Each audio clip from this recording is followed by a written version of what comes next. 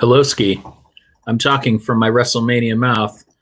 We're here. It's the Beard. We're hanging out. We're going to do a little heel turn radio and undercard podcast and special guest, Tiny Meng Tuesday boy, Diamond Dave Wheeler. I'm the Beard. I'm joined by your King Ginger.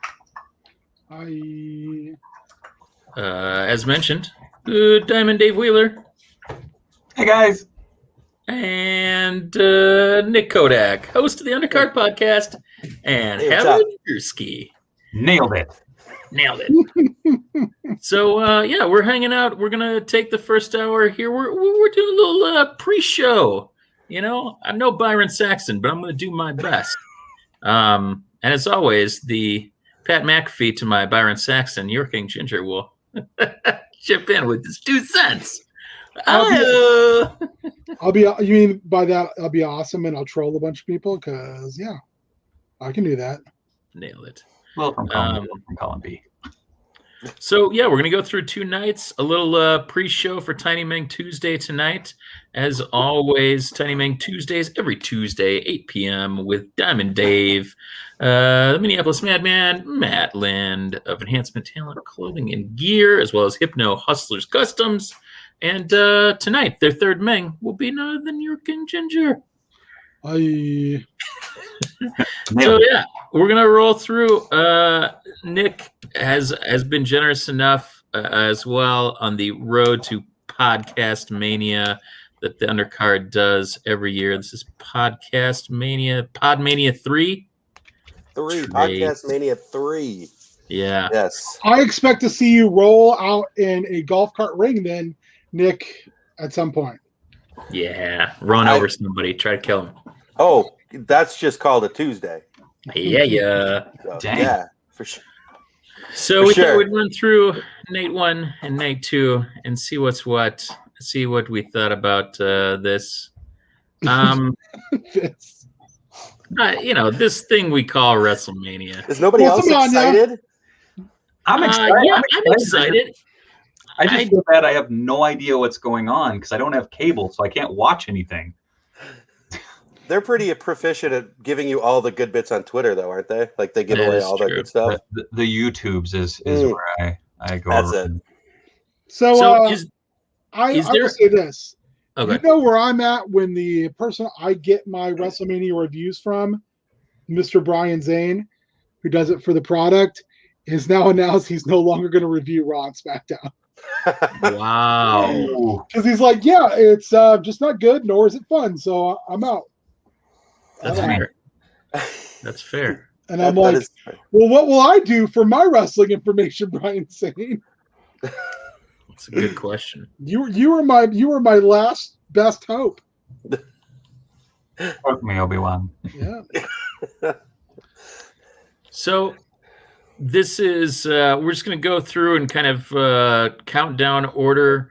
Winner of this tag team turmoil match facing Nia Jax and Shayna Baszler on Sunday at WrestleMania, with the opportunity to have either the best match of their life or to get injured. So Naomi and Lana versus Mandy Rose and Dana Brooke versus the Riot Squad versus Natalya and Tamina. Who you got, gang? I'm guessing they're going to probably give Lana and Naomi a run at it because both of them have gotten the crap kicked out of them lately. So it's kind of the underdog vibe that I'm getting. And then do you think that they upset Baszler and Nia Jax, Diamond Dave? Ooh, I don't know. I feel like they're going to give Nia and Shayna a long run. And in the comments, the electrifying one agrees. TJ, thanks for dropping by, as always. King, Nick, your thoughts? I agree. I think they've been giving Naomi and Lana a lot of airtime. They've put them in similar gear. They just seem to be spending a lot of time on those two on TV, and it's a unique pairing. And I'm glad to see Naomi on TV doing something even halfway meaningful. So yeah, I don't know if they're going to upset the Wrecking Ball and Shayna, but I think they'll at least put on a halfway decent match as long as Shayna Baszler's in most of the time. Yeah. Big Logan in the chat. My pick is Riot. I would love it if the Riot Squad would get a shot, but that'd be awesome. I feel like they just are burying them. Riot or Riot. Yeah. There we go. All the time. Has any two people on the roster been treated more shabbily than Naomi and Lana? Because I just want us all to remember, right around the time Rusev left, they went on an entire thing where Lana's whole gimmick was getting put through tables. Mm-hmm. Yep. Yeah, by so bad. It was horrible. Nia Jax is the worst. It's one to get put through tables. It's another to be saying, hey, this one hurts everybody. Here, go put her through a bunch of tables. So my feeling is this. We're going to see Shayna and Nia break up. Lana wins the belts. It's the catharsis that we used to always get. Hogan must pose. Lana gets the belt. Lana is number one. Lana is the best. Naomi is there because Naomi should have gold around her waist. She is absolutely a waste of talent.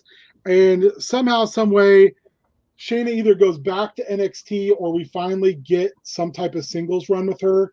Because once Heyman left, Vince buried that ass. Yeah.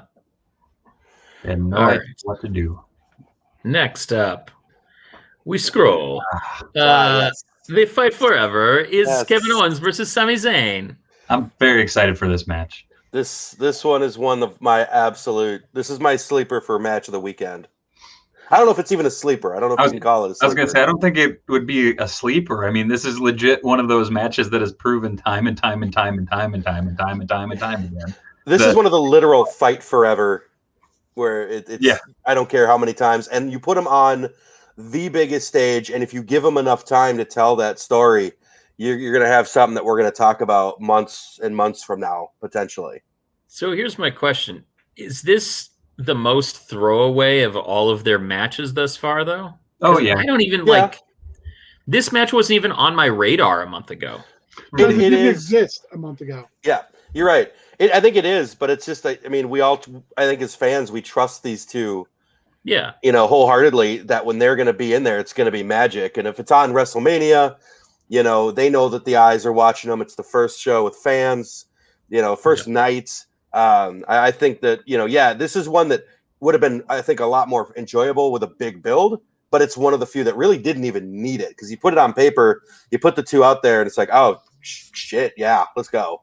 I think it speaks to the quality of this feud or this rivalry that they're still putting out KO Mania shirts. Like they put out another one this year. He's not even doing the shtick. He's not even running that online or on the shows. But they put another one out. They put one out every single year he's been there. And the fact that this match pops up and it can be one of those where they just go, oh shit, we need another match. Here. Yeah. As long as Jake Paul stays on the right side of the barrier, then this has magic potential. I forgot about him.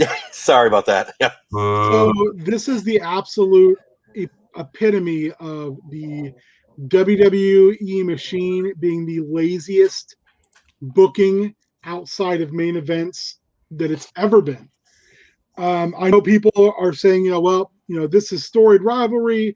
But if you look at all their matches everywhere else, in every other incarnation, there's always been a story. There's always been Kevin Owens is the shitty bully heel. Sami Zayn is the plucky underdog. They've got history, and what will they do to top what they've always done? There's no story here. Kevin Owens is, I'm trying to get my friend back to go away from being a conspiracy theorist. It's not a story. They just came up with it a week and a half ago. It's nothing. But now the real question though, Ben, TJ just asked in the chat. So is Zayn going to have a dance entrance? I mean, does it even matter anymore? I mean, he's as long as he has his camera crew with him. Okay. I think they will pull out all the stops. It'll a lot depend on how much time they're actually given to have a match.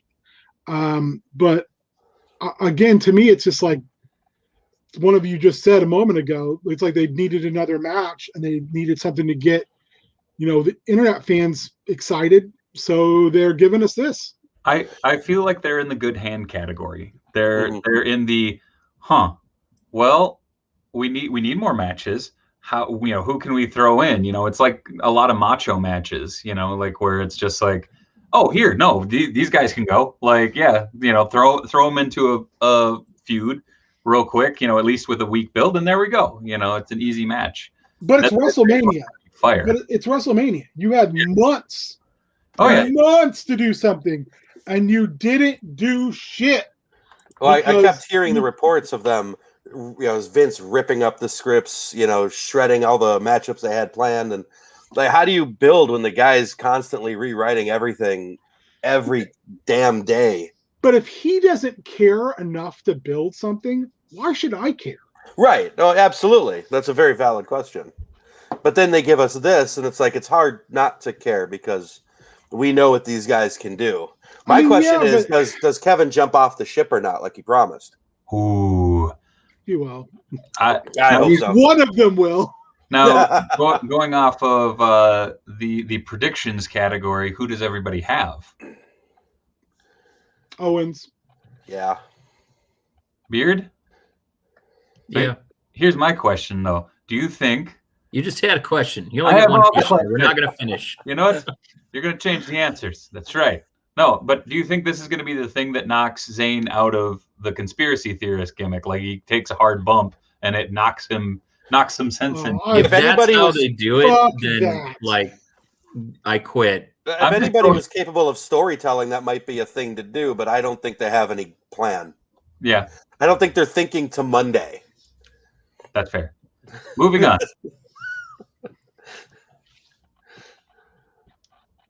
This is one of the matches I'm looking forward to the most, and this is the fucking Nigerian drum fight. Really? Yeah, it's a street fight. Wait a minute. When did they add that? 2 weeks ago. Oh. Man, Apollo Crews. I love Apollo Crews. I love the Uhaa Nation. But man, to get any type of sustained push in WWE, we've gone to this. This is the same. Tim and I were talking about this. And I don't remember him when he was Uhaa Nation in the Indies. Did he have an accent? Was that something that is him, or is that a gimmick thing? It's more gimmick than anything. Okay. My biggest problem is just the whole, we're going to give him his roots back, which automatically makes him a heel. Anything that makes him ethnically diverse, him, Mustafa Ali, the list goes on and on, as long as Jericho's list. It's just anybody who has any ethnic diversity is automatically the bad guy. Wow, I wonder why. What common denominator could all these things have? I'm thinking. What? I think this match is just going to be incredible, though. Yes. I think at the end of the day, this is something. Yeah. These two guys are very determined to give us something, especially considering, everybody's talked about a Big East singles run. Yeah. You have a title belt that really hasn't meant much, forever. I totally forgot they redesigned it. It's boss versus boss, man. Like, you have, Big E, just the powerhouse, and Uhaa's got the strength behind, but dude is just lightning fast. And it'll be fun to see if they actually play up the different movesets or if they just go power versus power and just, go hoss fight. Big sweaty men bumping meats. Yeah. Yeah. Okay. Let's move on that note. Well, do we pick a winner there? We did not. This has been a feud that's been going on for a while. Is this Uhaa has been on the verge over and over and over again? Is this a moment where Big E, he again loses and he has to rebuild himself, or are they going to give him the long, sustained push he deserves? I hope they I do. hope that they give it to Apollo Crews and Crews goes over to the Hurt business. Like if they're going to take Cedric Alexander and Shelty B out and like make them more of a world's greatest tag team standing on their own, and they're actually committed to the whole we're going to we're the Hurt business, then like Is it something. They have the Academy though now too of it's Otis and Gable, so they already have they'll have 2 world's greatest tag teams going on. That's fine. You could do worse. Would you put Otis in the category of great at anything? I like him. I loved him You with can Heavy like Ass him. Heavy Machinery, but no. You can like him, but can you say great next to Otis? Yeah, I think you can. And I think if they let him run, I think you could. But the problem is they slapped him with a friggin' worm gimmick. They made him a comedy act. But he's had that gimmick since he was in NXT. I mean, that's the only. And now the gimmick is that he's a bad guy, worm guy. Pretty much. I just don't think he has anything where I would put great. I think he's a mid-card guy who should be in a tag team. He's not a singles guy, and he's not a great tag team wrestler. I think the only thing he sees great is the Great Wall Buffet. Ouch. I don't know. I like him. I think he can go. I think it'd be interesting to see those 4 actually mix it up in a tag match eventually. But I in this matchup, I think I gotta go. I want Big E to win, but I think they're gonna give it to Uha. I'm on the same page. I think they've built him as a new character. I think if they're going to put any legs behind it, then you got to get him the title and let him run with it. WWE is a notorious face-centric company, especially on Mania. I think Big E wins, but I think that Uha gets the title at the next pay-per-view. One of those. This is my last shot. Tag lash. Yeah, tag lash. All right. Moving on. All right. Moving on. Oh, I moved on. I like this match. It was a joke. I think this to me is another. Okay. This has legs, though. This has been going for a while. This to me actually has probably the best build. It's been subtle and slow, but they've really, really amped it up of late with, Rollins offering, hey, Cesaro, be my second. I've known you for a long time. You're a guy. If you're with me, though, you're a guy. Mm-hmm. And this constant, upon him saying no, the constant, you're not good. You're a mid-card guy. You're not on my level. You're not on Roman Reigns' level. You're just not that guy, and I'm going to embarrass you. And Cesaro giving very, very succinct, very driven answers that make him come off looking like $1 million. This is the match that'll steal the weekend. Yeah, I said the same thing, and I also we took a swing bet on the podcast. How many rotations does Cesaro get? 37. It better be fucking 37. 30. I said 50. I said they're going to go balls to the wall on this one. I don't know. That was my guess. Seth can take that big swing like nobody's business. So yes, he can. Coming into this match kind of blind again. I don't get to watch a lot of the product outside of the highlights and such. Just knowing these 2 talents in general, you're going to have a good match. Same thing, going back to the Owens and Zayn. Solid matchup. It's going to be hella fun. I hope Cesaro gets the win because I just want to see him have a successful run for a bit. Because damn it, that dude friggin' deserves it. Shouldn't have signed that contract. Shouldn't have signed it. Yeah, baby. Everybody in the chat seems to be with us. Oh, hope he brings out DJ. Oh, hell. Cesaro. I think you get a lot more mileage out of Cesaro winning because when was the last time Seth lost at WrestleMania? All his big moments have been at WrestleMania. Yeah. You can make, as much as you need to make Cesaro, you can make him at Mania with him beating Seth Rollins clean. Yeah, and Rollins doesn't lose a lot by losing this matchup. I think his character actually plays better to a loss. He's Plus, that he has good, nothing to cash in this time. right? Just saying. Exactly. There's no king to slay. There's no beast to slay. You're just in a match. Maybe he's a swing slayer. I don't know. Shane Black in the challenge or in the chat, he has Rollins. Logan. All right. I think Rollins there you is go, the Logan. safe.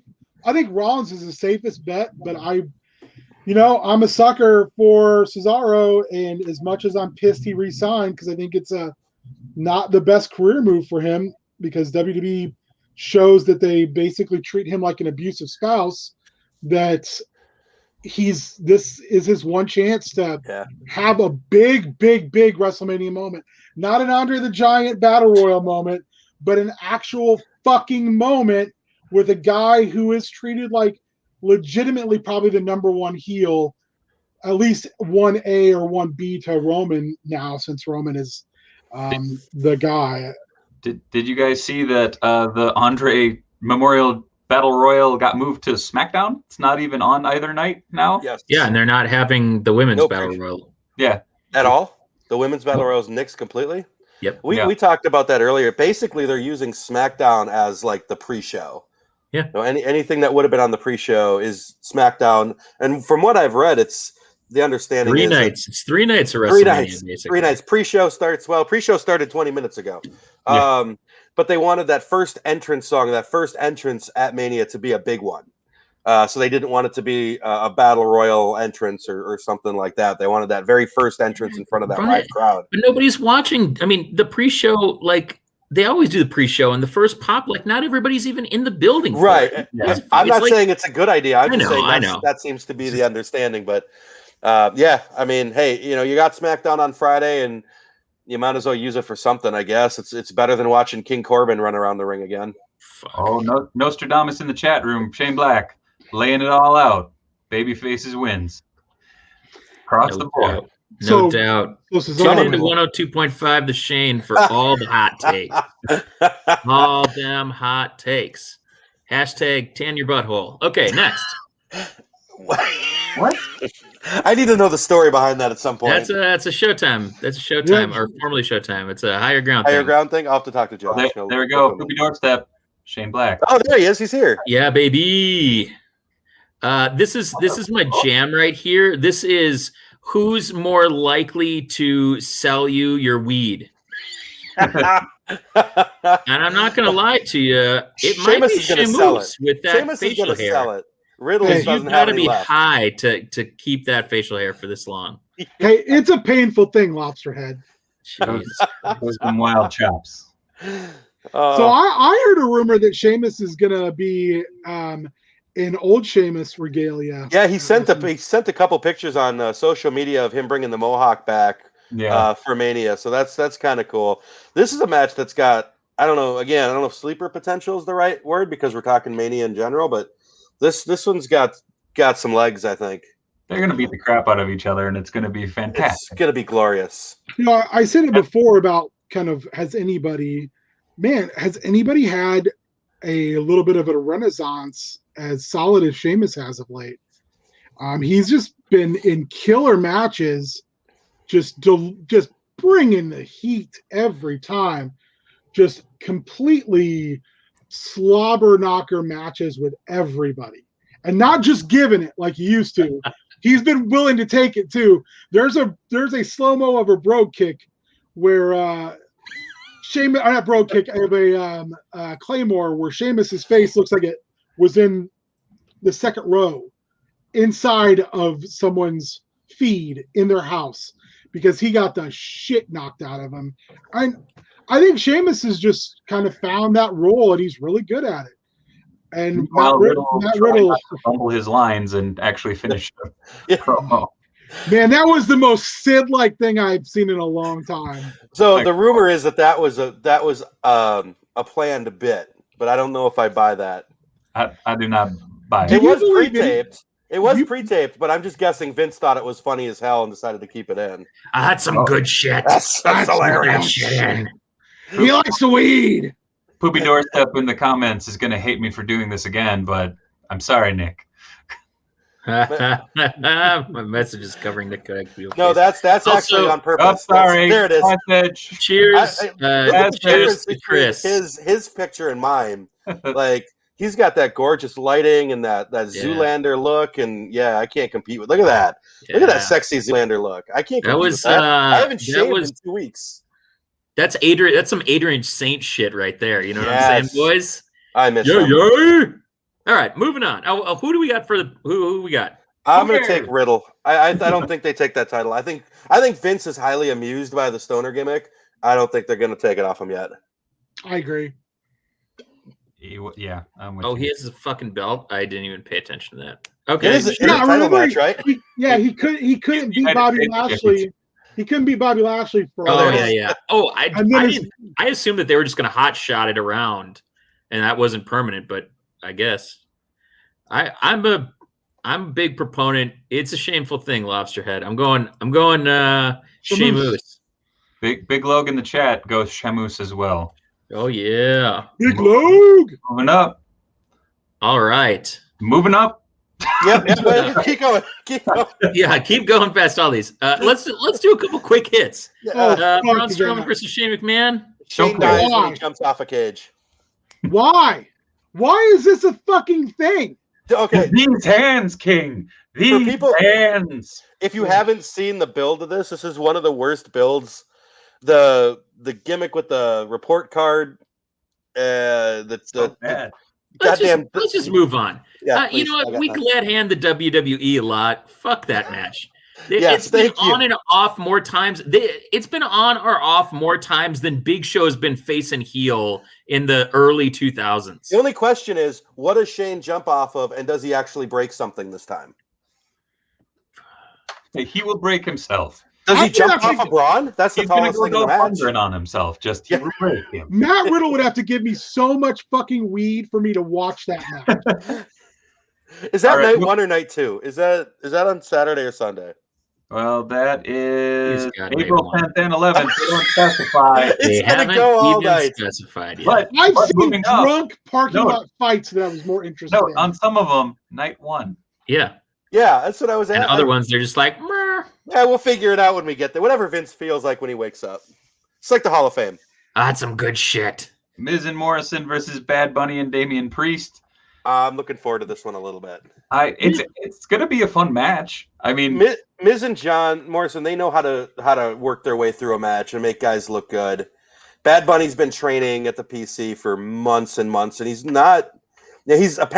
extremely committed, and he's got 3 guys to kind of help him out. And Damian Priest is a star. So I was going to say, everybody surrounding the one thing I'm worried about, like the one person that I'm worried about, it's like, they can carry him. He's going to get his couple of moments. And honestly, as a fan of wrestling, he's one of the largest stars in the entertainment world, the mainstream entertainment world right now.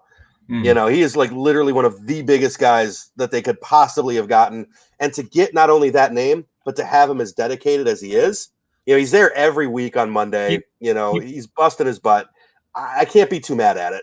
He brought the championship onto SNL when he performed. Right. Yeah, that belt got more exposure in not 3 minutes than it has in 6 months of whatever show it's on, and more screen time in general. Yes, yes. So, all right. This is dumb as fuck. I hate. How do you really feel? No, I'm just saying. I think Miz got his run with the belt just as prepayment for this bullshit where he's going to have to do the job. We're going to make you do this shit, but I tell you what, we'll give you a 2-month title run. How does that sound? You're going to be a WWE champion again, Miz. Is that not what it feels like? Yes. Yes, it does. So I think the other interesting component I've been thinking about this is with Tater Salad being Mr. Hollywood now, what if Miz and Tater Salad start a build towards next year's WrestleMania, but Tater Salad is in the Rock role and Miz is in Cena's role? You fucking left. I'm a full-time guy. Remember when you were the full-time guy and you bitched that everybody leaves and then is a part-timer? And now you're a fucking part-timer and I'm doing jobs to some shithead on WrestleMania? For reference, Tater Salad is John Cena. Who said that? For those who don't regularly get to listen to the King be angry about tater salad. Germ tater salad. Hey, 'cause we ain't angry at him. No, I think it would be perfect. I think Cena would kill it in that role. And I think honestly, it's what Miz deserves. Yeah. This is not it, man. I agree though. Damian Priest is a star in the making. Remember when John Morrison meant something and it was like a big deal? No, I heard about it though. Ugh. Was that Impact or Lucha Underground? Yes, to both. Johnny Impact or what was he in? Johnny Mundo. Yeah, Johnny Mundo. And now he's a fucking sidekick. Johnny has he wrestled like in the last few months? Has he actually had like a match, or is he just rocking the mullet and the suit? He's been in a couple tag matches, but nothing like, of note. Yeah. Do you really think that maybe they brought him in just to scoop Ty Valkyrie? Mate, I mean, why not? He hasn't done much else. Like that's the bit when they bring these. Yeah, she is. She had a vignette. I don't know if it was Monday. They changed her name and everything, but it's her. But I don't remember. Really? I was kind of paying attention. Yeah. God. Yeah, well, that's a thing again because they aren't getting to own people the way they were when they were bringing them in Fast and Furious because people don't want to give up their indie shit. Right. Because they've seen, they want to be able to have that Andrade card of I'm out. Right. Woof. All right. Let's move on. There's a lot of time on that match. Sorry. Whoop. Women's match. Actually, I'm stoked for this one. I think it'll be a fun match. Especially with Rhea Ripley getting the live performance introduction. This one's going to go. And her turning heel. Yes, please. Oof. Give me evil Rhea rather than like, we just respect each other so much. Fuck that shit. Yeah, I want to see Rhea. And then angry Asuka get angry fucking Ripley. Crazy. Like this should be a nasty fucking match. There should be a fight. Strike heavy shit in this. And this should be one of the top 3 matches of both nights. The one thing that I've heard like going into this is that like there's a fire under their butts because of the Thunder Rosa Britt Baker match. Like obviously they can't go to that extent, but apparently there's rumors that they're gonna just try and burn it down, which love it. Yeah, it's gonna be insane. I'm stoked. I don't care who wins. Did you hear that rumor from Seth Rollins? This is me saying. Burn it down. Does he have that anymore? I thought he got rid of that for the. I don't know. Again, man, wouldn't it be cool if this had like another couple weeks build rather than we're buddies and now I turn heel on you, not buddies anymore. I want to fight you at WrestleMania. If it just would have been like, hey, last year at WrestleMania I dropped the ball. This year you ain't Charlotte, and I'm not the same person I was last year. I'm taking that fucking belt. I think a lot of these matches we could say the same thing as far as, man, this would be another level if we had a competent build. But yeah, when was the last time we really had a competent build to 1 or 2 matches, much less a whole card? You know what? I would love to say that when I would love to give you an answer, but I don't know if I can. I can't think of any time where there was a pay-per-view that I was like, yeah, this whole card makes sense. As opposed to, oh crap, Fastlane's tomorrow. What do we got? Anybody? Big Log in the chat. WrestleMania 17, Austin versus Rock.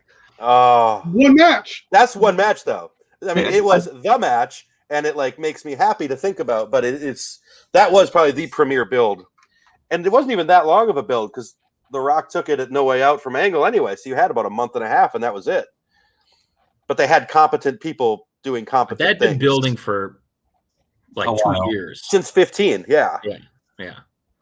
All right. Slow burn. This is a hot flash. Moving on? Yeah. Speaking of hot flash. Oh, boy. That's a thing. Extra Crispy versus Randy Orton. So long as we don't have the fucking cockroaches, virtual cockroaches. This is a straight wrestling match. This could be very entertaining. And like the thing is, Wyatt really hasn't had an opportunity to have a good WrestleMania match. So Nick, I'm hoping that Bray Wyatt is dead. There's only the Fiend now. There's only the Fiend. The wrestler formerly known as Bray Wyatt, or is that no? This is not okay. This is he's dead. Being unto himself. Yeah, Kentucky Fried Fiend. Yeah, has not. That's extra terrifying. crispy. Ooh, big wog in the chat. Extra crispy. Okay, who you got? I think they're going to give it to Bray. If they don't, I mean, where is he left? Yeah, exactly. He needs to win. But that's not that they won't do that. I'm hoping for it. This is one of those few matches where we talked about all these other matches with no build. This has been one of the only matches that has been given a lot of TV time. Yeah. And I mean, from what I've seen most of it. It's a really good build, especially with the Fiend not even being on TV and not even utilizing the Funhouse gimmick either. Alexa Bliss has done crap. I accidentally said Alexa. No, I have an Alexa and I accidentally. So if I say that, it starts giving me the weather. Nice. Bliss has done a great job of kind of furthering this feud into a watchable or an interesting, endpoint here. So I think they've done a great job. This is one of the very few where they've actually done a really good job of building a match and building something that I'm excited to see at WrestleMania in a big moment. And God, I cannot wait to see the Fiend's entrance. Yeah, that'll be dope. If he gets an entrance, maybe he's just going to rip up through the ring and take Randy Orton to hell. That would be something Vince would do. They all want an entrance. Fuck them. What if activate my Alexa too? What if we get a what am I trying to say here? Not a match, but we get the cinematic. I don't think they can do that with 25,000 people sitting in the stands watching a TV screen for 15-20 minutes. But they've done it before. They have. So I can't say they won't, but I don't see them doing that. That's I have faith in them prediction. We'll only way I think you can do that and have it be something real special is have it start with Orton in the back heading to the ring and then give the Fiend basically the Michael Myers treatment, slowly stalking him through the back as he heads to Gorilla, and then just have all hell break loose. Have him fight in the back like you used to on like a Raw, have him break a bunch of shit, and then have them come out to the ring to finish the match. I think you could do something special and something real creepy with that. If you don't get too carried away with bullshit, and then you make sure that they finish in or around the ring in front of the crowd. But you could do something really cool with, like, even if it starts in the parking lot. You could really do something that plays into this. I'm going to use a word that I'm going to regret saying. Mythology you're building around the Fiend. The fact that you burned him alive on television. You could do something interesting with that. Like, Orton has to run out because his car's on fire or some shit like that. But have them start in a cinematic way. Get it where you think that's going to be the end. Have Orton stumble out to the ring. You have Alexa Bliss in the middle of the ring and have Orton come out like he's like, I got rid of the Fiend. Now I'm going to get rid of your ass. And then have the Fiend come out and he has to win. You already did him dirty with Goldberg. You took the belt off him. You literally had an unkillable monster, and then you killed him. Yeah. For what? No, he just killed the Bray Wyatt part of it. Now he's only the Fiend. Oh. Is it bad that I realize that you guys have headphones on now, and I just wanted to be like, Alexa, play Boot Scoot Boogie. Like, let's see what happens. That happened when I had the Royal Mumble podcast a couple years ago, and we had good old Poopy Doorstep there was joking around and said something like, "Play Despacito," and in the corner of the room, out of nowhere, at highest volume, it said, "Okay, playing Despacito," and just played it and. They thought it was so funny that they did it for the next 20 minutes until I threw the stupid thing in the closet. Solid. The machine, not Chris. Are you sure? No. Fair enough. Moving on. tag team. I want the New Day to take this just because I don't give a crap about the Giant and AJ. You don't care about Omos? No. Omos? Is it Omos? I think it's Almost. They almost got it right. They can't even almost make me care. So Oh, I think the only real like intriguing question, and I don't It's even for you, know dude. how intriguing it is it's for you. how will they give him like can Omos wrestle? I mean, can he go? Because they keep what was No. it? They did like one of the like backstage documentaries on him, and they were talking about that he is a phenomenal athlete, and I'm like, I have not seen. I've seen him pick up people, and I've seen him hit people and throw people. Hey, somebody threw a microphone at him at full speed and hit him in the chest. He didn't flinch. That's something, right? Could Giant Khali go? No, because Vince don't give a shit. Vince just wants a giant person. Yeah, look at those muscles. You mean Famer? Yeah, Hall of Famer, the great Khali. Put some respect on his name. Next year, I heard Giant Gonzalez is going to be inducted. Yeah, with his pube great. I want the pube suit back. Right. If Omos comes out in that suit, I will pop for that. Yeah.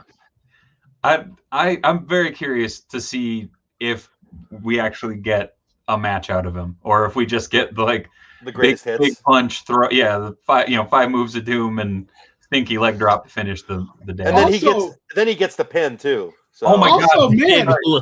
How far is AJ Styles fell off the flat earth in order to be in this fucking match? Remember when he was the face that runs the place or whatever the fuck it was? Now he's tag team match with a bodyguard.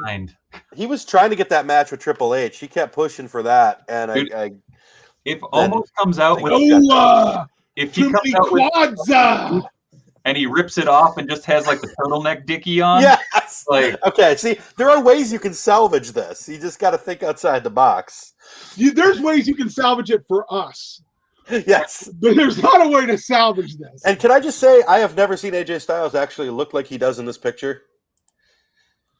That's a very photoshopped picture of AJ Styles. Hey, if you take out that facial hair, he's a soccer mom. Yes. He looks like Kona Reeves. He's driving a minivan. He believes in QAnon.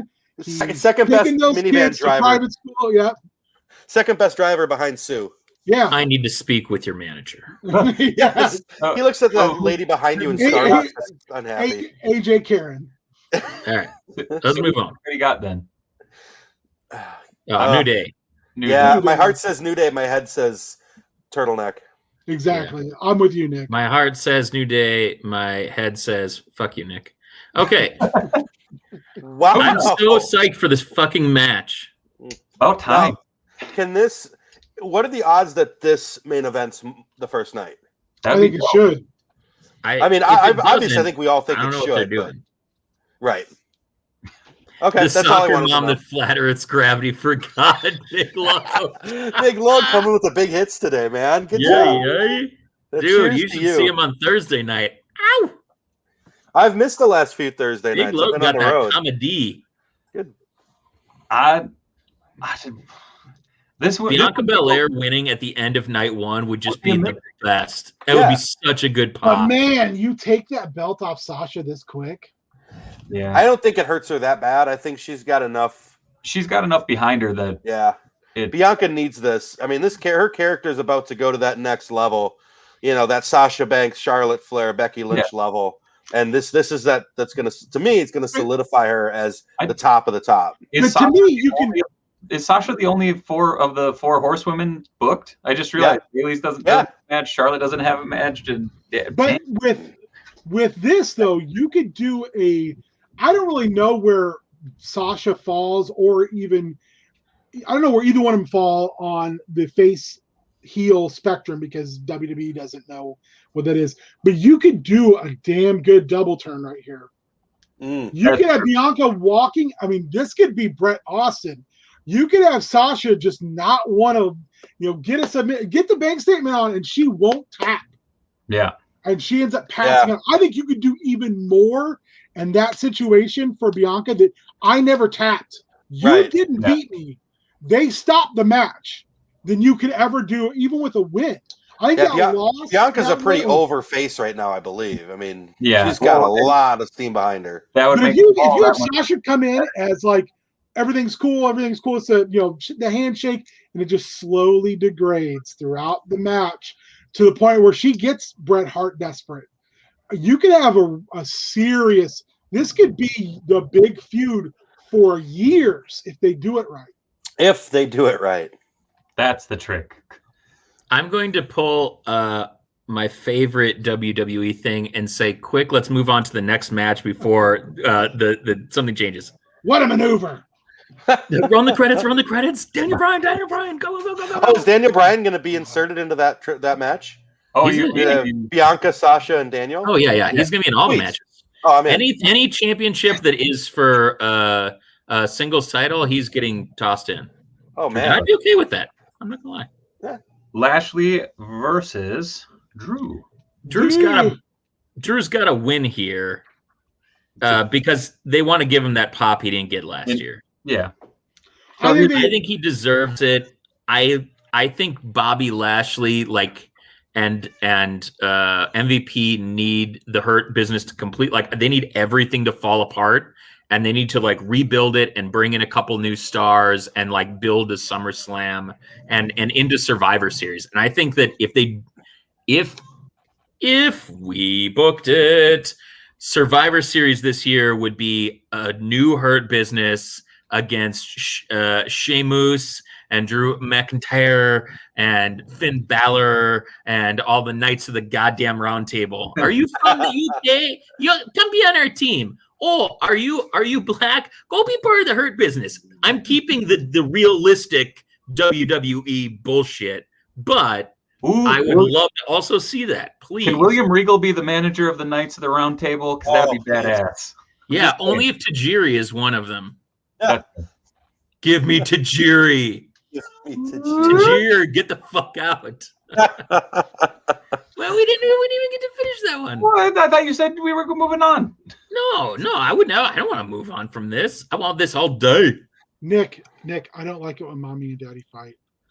It scares me. I'm going to go to my room. Mommy and daddy are brothers. I was going to say this shit's This is not what Well, you that's do. also disturbing, but I wasn't going to bring that up. Sure. Anyway. Drew has to. I had the beard. I think you're dead on. Yeah. Drew has to win. Wow. It's a long time coming, and I don't think it hurts Lashley to lose because No, he could blame it on the Hurt Business falling apart. My only question is, you use The Miz as a transitional champion to Bobby Lashley. Can you use Bobby Lashley as another transitional champion? That hot shot that's not something they do typically. But it would be unexpected, and that would send people home being like, "Wait, what the hell?" Right. Also, Drew must pose. Face wins. Hey, I'm not against it. Now, I think I may have brought this up 49 minutes ago, but I don't remember. This to me is a perfect example of an opening match for night one. Mm-hmm. If you're going to put That's Bianca the and other Sasha question, at the though. end, What's open? And what's that's closed? my big question is whether they put this at the beginning or the end. I think again, if we booked it, Sasha and Bianca absolutely main events, and this opens. I think you've got a good bookend. Drew I agree. McIntyre's music, if you use, some special entrance as a big deal with the Scottish bagpipes and all this and that, make a big deal of it and make the Big Big Love's Love. comment distracted me. This would be the perfect opening match for me. Whose brainchild was it to break up the best thing of the pandemic era, which was the Vince. business? God damn, that's good shit. So What do you here's think? my other question. If you're going to get the big pop out of Drew's entrance anyway to kick off Wrestle fucking Mania, do you get the Hurt Business back together to give Lashley the win and be like, screw you, it was all a plan, and further that so that I can Drew see that. is the face chasing for the summer to That would SummerSlam? include long-term booking, but sure. I mean, if we booked it. Long-term booking is in 2 weeks worth, but yeah. Hey, I let's mean, move on. Hey man, they Hey. got Bruce Pritchard. They got I don't know Bruce if that's a good thing or a bad thing. fucking Pritchard. Middle Oh, of this the is wrestling. Brother You do. Bruce Pritchard's You do. cream of the crop. You mean this is like saying that what's his name is great? Whoa. Neither is true. Hey, hello from Serbia. Hello Nice. to Serbia. Yeah, I'll drink to that. Yeah. Right on. Woo. Eat ears. Otis, that's his name, Otis. That nailed it. Oh, All right. Now can we move on? sure. Yeah, we got to. You got to start Tiny Meng Tuesday in 8 minutes. We did a pretty good job getting through this in an hour with us four. Yeah, Hell, we talk all you the guys, time. you guys have held me in like half my normal like showtime. So, Yeah. good job. Hey, that's what the first Higher Ground show is going to be called. Did you know that? What, we kept it under 3 hours? Congratulate us. Half my normal showtime. Oh. Oh, cheers to you. Well, Where's yes, that Clark hype mode? You just channeled some big load right there. Hell yeah. that was the biggest of logs. Yes. All right. I'm the resident Edge mark, so I'll just say Edge. I don't give a shit. I'm just gonna guess him because I want it so bad. It's not gonna happen. Though. I say Edge, and I heard a couple people talking about this going into the last week, and one of the predictions, and not a rumor or anything, but just a flat out prediction, was that Edge wins it and then retires the Universal title and brings back Big Gold. Oh, that'd be cool. And the thought behind it is, I think he said Sunday is 10 years to the day that Edge retired while still holding that title. Yeah, so he brings back the belt that he retired with. Yeah. That'd be dope.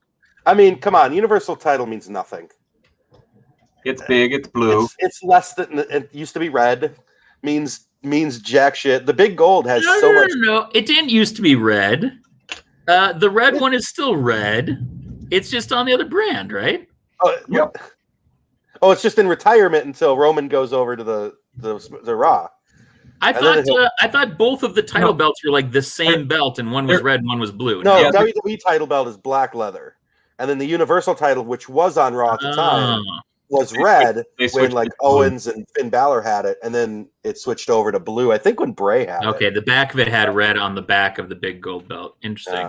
Kren Star Smasher Big Gold is the old school WCW title. Just gives me happies. Those 10 pounds to go, daddy. Tip of the go, daddy. Daniel Bryan costs Roman Reigns the match. There we go. And then Edge takes it, and Edge takes it. Who's this is another one of those like there's no heels and faces, brother. Well, during the pandemic with no fans, they've been able to kind of, and I said this before, kind of ebb and flow with guys between face and heel and just kind of go with whatever story they decided to go with because there's nobody really booing or cheering. So it's going to be interesting on Saturday and Sunday see where people are at. Where the fans really are at. And I don't think it's necessarily a bad thing because they've been able to tell a few stories here and there where they normally, I don't think, would have been able to tell them because you have, guys that, Karrion Kross and Finn Balor in NXT, two typical heels they normally wouldn't put in a main event type match, but you're able to do it because you don't have the fans sometimes just pissing all over it. But they're cool heels. That's the problem. Yes, they are. And they're both going to end up getting cheered, but you still don't have that dynamic of the fans getting in the way sometimes of maybe a cool story that you want to tell, and maybe I give NXT a little bit more credit. Oh, God. No, there's no fans on Monday night. Yeah. Oh, really? I thought that they were doing fans. No, they're going back to Thunderdome, and then they're going to move to USF, the Yearling Center, whatever, until I believe August. Yeah. Before they start touring with fans or something like that. I thought that they were doing the Raw after Mania as well. I would love that. I would love that. See, the crowd's already there. Yes. Which one of you has children? That Oh my goodness! Hello. Hi. Hey. On that adorable note, have we completed the WrestleMania card for 2 nights? I think we have. My goodness. Looks like we've done it. We spent more time picking it than they did actually thinking it through. Thinking it through and getting those matches ready, building those matches.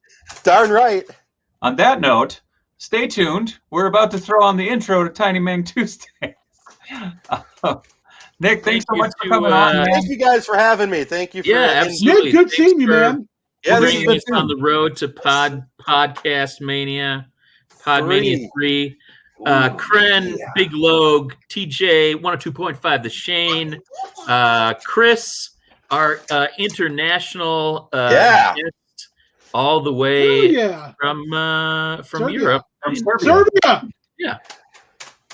Crazy. Nice. Yeah. What a night. What a night. And more at Tiny Meng Tuesday, 8 to 10 tonight with Diamond Dave, Matt, and your King Ginger as the third man. This has been Heel Turn Radio and Undercad Vince Podcast McMahon. at WrestleMania 37. Peace See you next week. and hair grease. And now it gets awkward for a moment as I switched over to Tiny Ming Tuesdays, and here's our Huggo.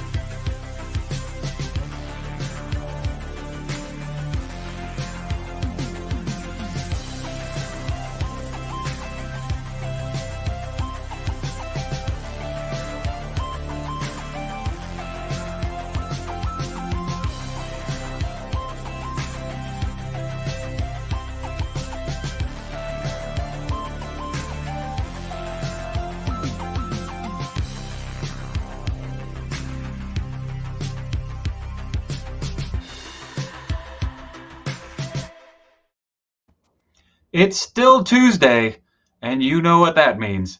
It's now time for Tiny Meng Tuesdays. As always, I am one of the hosts, Diamond Dave Wheeler, right here in my lovely studio. With me, as always, is my lovely co-host, the Madman of Minneapolis, Matt Lind. Oh no, Matt, you're muted. Why are you muted? There we go. I was muted because I tuned in before, and I didn't want to talk over the wonderful analysis of the WrestleMania card. You're so fancy. You're so fancy. Didn't want to mess you guys up. Oh, okay.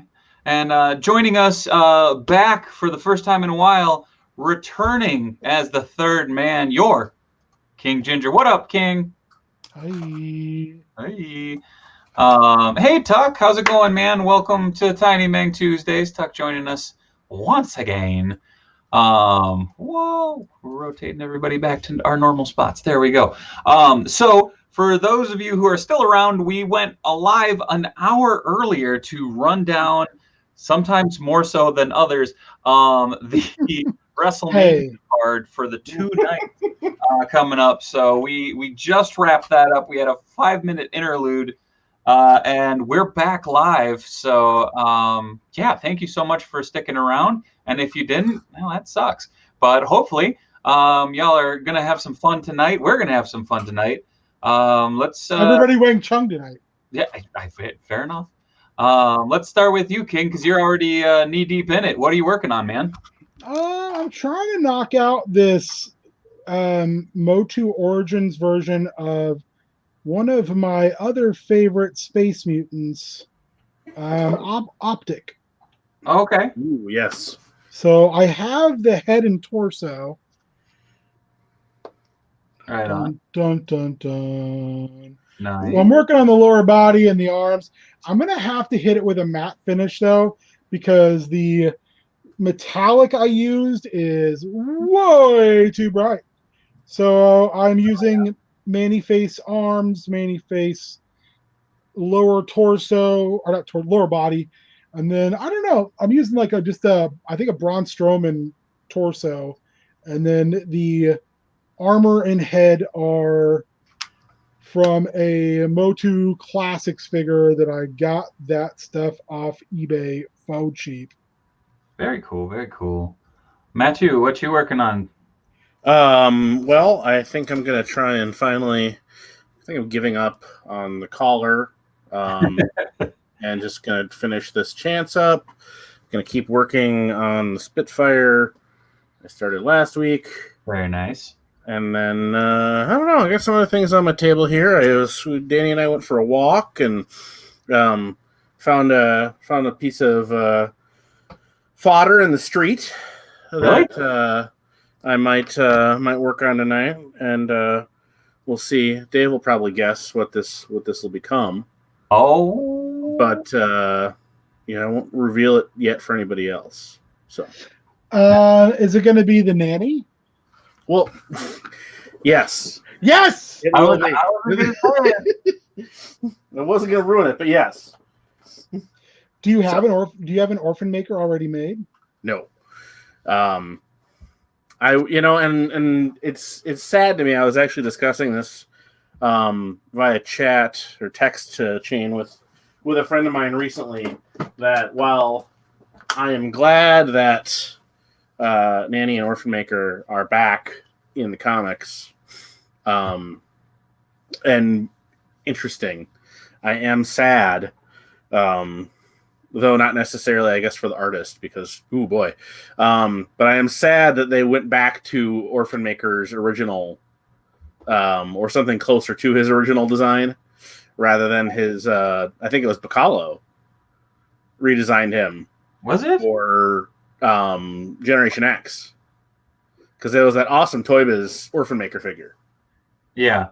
And that's a really, really cool design. And I think it's much better than the one he has now. The big old chunky boy design that Walt Simonson did? Yeah, I mean, I like that fine, but it's also just, it's fairly generic armored guy. There's not a lot to it. I mean, and granted, the Bacalo design looks like a Bacalo design. But it's more interesting to me. And that Toy Biz figure was friggin' rad, despite having no articulation. Oh man, Neb Shapiro in the chat came back with some kit bashing questions. Well, that's why we're here. Yes. Let us know what's crack-a-lackin'. I will do my best to do that. I'm looking for something sharp to cut. I'm making a lei for the Tonga Kid right now. Oh. So I'm trying to make it look less like a a candy cane. Let's see if I can get a good setup here. Man, who knew pipe cleaners would be so damn tough? So damn what? Oh, tough. They're not, the wires aren't cutting. So there we go. Oh, yeah, the Fog Rider. Yes. There are definitely good Legends parts for a Fog Rider. Nice. I believe we were talking about that last. Oh, there we go. So, oh god, Well, you got cleaners. Speaking of pipe cleaners, Huh? that would also be a possible solution. Very true. So, in both your opinions, what are the most interesting 5 new characters that Marvel has basically hitched their wagon to in the last 2 years, we'll say? New characters. New or characters like the Avengers BC, I guess would be not new, a new idea, but new to Marvel. Right. I would say Miss Marvel. I know she's been around longer, but they've really been pushing her a lot lately, which has been cool to see because I think they're going to get a lot of mileage out of her. Yeah. I mean, it's, you know, you could say the same thing about Squirrel Girl, though I will say, like, her, in wrestling terms, her push has greatly diminished. Yeah, I'm sad that series has ceased. been left by the wayside. I mean, I'm glad that it continued with the same writer for as long as it did, but that was one of my favorite books, and it's a shame to see it go. But given whether it was sales or the creative team wasn't interested in continuing it or whatever, Yeah, I'm glad they didn't try and bring somebody else in to pep it up or whatever you want to call it. No, totally. I liked Hope. The idea of her was cool. That is Hope Summers was a cool character. I think they just had no idea what to do with her. After that initial storyline, no, they did not. Yeah, that's one of my big concerns a lot of times with new characters, especially with the big two, is they end up being more plot devices and not characters. Yeah. And that's unfortunate. And I think maybe that's just the nature of the business that is now all built around events and not, actual month-to-month storytelling. What about you, Matt? First, I want to address Neb briefly on his question there. Taking apart a Legends figure really depends on which one you're working with. Very true. It's fairly easy to swap some parts, others require a fair amount of work. So it'll really depend on what you're working with. Arms, generally not too bad to swap the bicep or the elbow with boil and pop or just heat to disassemble them. Legs, pretty much the same thing at the thigh swivel down. But if you're actually looking to swap at a waist or at the hip, that gets trickier. So let us know what you're thinking of, and we can probably try and get a little more specific about your best approach there. I will try and keep you away from any of the real scary stuff like cracking a torso or hacking anything apart. It really depends on what you're trying to do. Yeah. I wouldn't recommend any of that stuff. I try and avoid it. I've done it. I don't like it. I really like how this sorry, I've been trying to make leis, and I really like how this looks. It's just too big. I need to trim it back. It's too fucking big. I'll be right back. I need to go grab a beard trimmer, actually. As far as your Marvel question, let me think. I mean, Miles Morales, again, he's been around longer than 5 years. I like him quite a bit and what they've done with him. It's back and forth depending on who's writing him. Runaways, similar boat. I like them a lot, but they're not. They've been around a while. Trying to think who's like a recent revamp or launch that I've really glommed onto, or who has potential going forward. Kate Bishop, I would put in there. I mean, again, there's so many characters that I feel like are finally getting the light, like seeing the light of day, if that makes sense. Yeah, I mean, I really liked what they. I mean, not that she's ever really gone away, but what they've been doing with Kitty Pryde lately, I've been enjoying. Yeah. A lot of the X characters, it really feels like some characters that kind of had fallen by the wayside or never really got a big focus. They're doing a really great job with, I feel. I'm very excited for where Al Ewing takes things over in Sword. Because we've got, like freaking Peeper and Fabian Cortez and crap. It's like, all right, cool. Yeah, I was going to say Fabian Cortez is the one that got me like, wait a second. Well, and then the last issue made me dig up some stuff because I drop in and out of X-Men, so there's there was some arcs I missed, and there was some alternate reality storyline thing, and then in that arc, I guess, Frenzy and Cyclops were like a couple, and she remembers it, and I can't remember if he had his memories of it erased. But he kind of, was like, well, no, I'm in love with other people or whatever. But she's still in love with him. And so there was a moment in the last issue, and I had no idea about the story, where she talks about how she'd be, if the only man she'll ever love, rejected her, but if he felt the same, she would have been, Cable's stepmom or whatever. I'm like, wait, what? What did I miss here? So again, to pull that stuff out to bring depth to it is really, I appreciate that. Oh man. As for, and both Exodus and Vulcan have been popping up, Leonard, in the current runs. I think Exodus is kind of, just there as, he's very powerful, and I don't know if there's necessarily any hard plans for him, but it definitely seems like Hickman has plans for Vulcan. Yeah. And then, yes. Damn it. So you are the Worthy Cap's pants. He would be hard to swap anything. If you wanted to swap him at the waist, you would have to hack it apart with a saw probably, and then bash the two waists together, depending on the torso you wanted to use. I was almost thinking, and I have no idea what he goes for these days, but as a base for Fog Rider, let me grab my figure here quick. I'll be right back. Oh shit. Sorry. This there we go.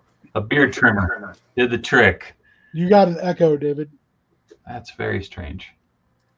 I don't know why that would be a thing. It's gone now. Huh. Yeah, I don't know what the cost would be, but I almost feel like for Fog Rider, this is going to get you most of the way there. Oh, Hercules. Hercules is all over the place right now, price wise. Because he's got, the baggier pants. I mean, again, I feel like you could kludge these. And they're probably not dead on to the design, but the knee pads and the boots and stuff are close enough to like motorcycle gear. This all you can just cut along the waist here. It'll just come right off. Oh, well, never mind. Just pops right off. So then it's just a matter of your head and your fur. If I was going to make one, that'd probably be where I would start, or maybe like Crossbones would be another. Or Punish. What is it that Hasbro Punisher? The one that had like the cargo pants. Do you remember? Oh that? yeah. Yeah, yep, that could work too. And the belt on him just pops right off, Neb. So There we go. and there are casts out there of the MCU Vulture helmet. That is what you can just buy one on eBay for like $5. You can probably get that head too, honestly. But yeah, that's what I made the Chance helmet out of. I just sanded away the jaw and everything, but it's the MCU Vulture. So yeah, those are out there.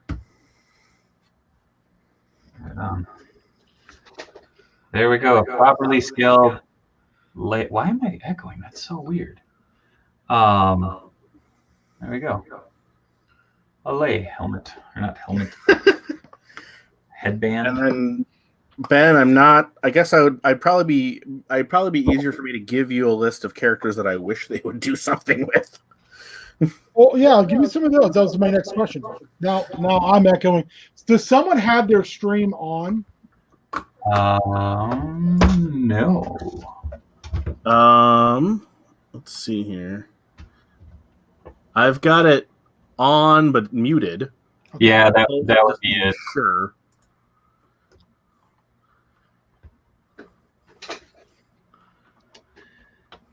Right. Hopefully that does it. I was heartened. We'll see if they do anything with him after it. I do trust. I don't know that Jason Aaron would bring him in there not to use him, but I really did like. Again, he's a piece of shit. Apparently, it's a bummer. But Warren Ellis kind of revamping American Eagle, and then the other writers that ran with it. I want to say Greg Pak did. Somebody else, and then Aaron is now using him in Avengers, and I really like what they've done with American Eagle over the last 5-10 years. 10 years, I guess since he popped up in Thunderbolts. Yeah. That's been really cool. Who else could really go somewhere if they put the work in? Well, I think could be any character. That's the thing about Marvel and DC have a plethora of very, very interesting characters. It's just who's going to put the work in, and then will the fans gravitate to it? I will say that I've also enjoyed, and it looks like they're going to be doing some stuff with him in the upcoming Heroes Reborn crossover or series, whatever they've got planned. But I like that. I've also enjoyed Aaron getting Blade some more screen time. Yeah. And using him in some interesting ways. That was one of my. I really if the Captain Britain and MI13 series with using Dracula as the big bad. I thought that was really cool. And for Aaron to is doing some similar things with Dracula, and I've been enjoying that. I think Dracula should definitely be a big, yeah. I mean he's. It's weird to have a literary character like that be a big bad, but I think he's great in that role. Well, the Marvel's Dracula is pretty awesome. Oh yeah, I mean, and it's funny because he's been part of the Marvel comic universe for so long that he has a lineage of his own merit in the comics.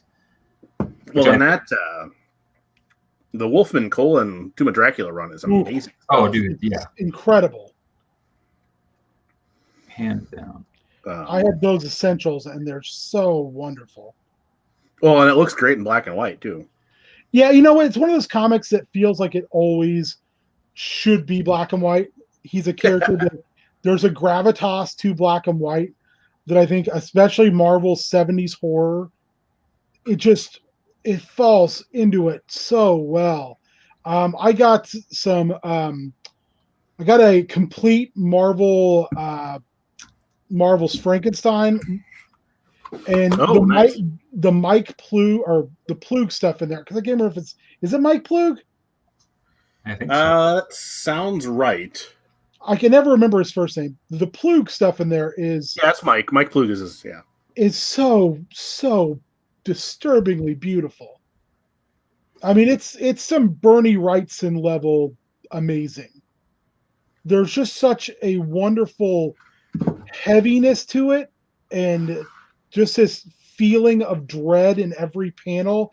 There's a little bit of grossness, but not overwhelming. I don't know. It's wonderful. It's so good. Oh, it's That's a something beautiful. I always think of that run like kind of like the Hammer films, That's a really good analogy, David. if that makes sense. You know what I mean, though? Yeah, they're really pretty. Yeah, they're really pretty. There's just enough that, you know, a casual fan could hop on and be like, "Oh, okay." You know, but at the same time, you know, you got this stuff for the fans. Yeah. I mean, it's a comic book, but it is working hard to be a little bit more than a 4-color comic book, you know, during that time period where being a 4-color comic book was nothing to sneeze at. Yeah. And, you know, and now I think I like my 4-color comic books more than I enjoy I want to make this medium pure artistic. I don't know. I think sometimes that comes off as drivel, but That's fair.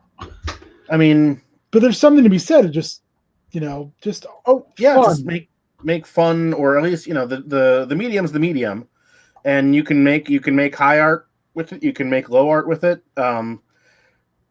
It's all about, for me, I guess, you know, it's okay that if it's silly sometimes, or it's okay if it's ridiculous. Mm-hmm.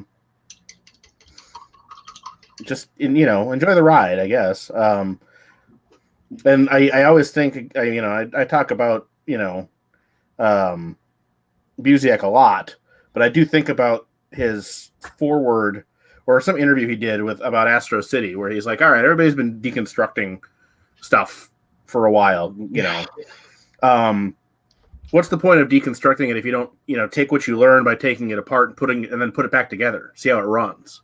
Yeah.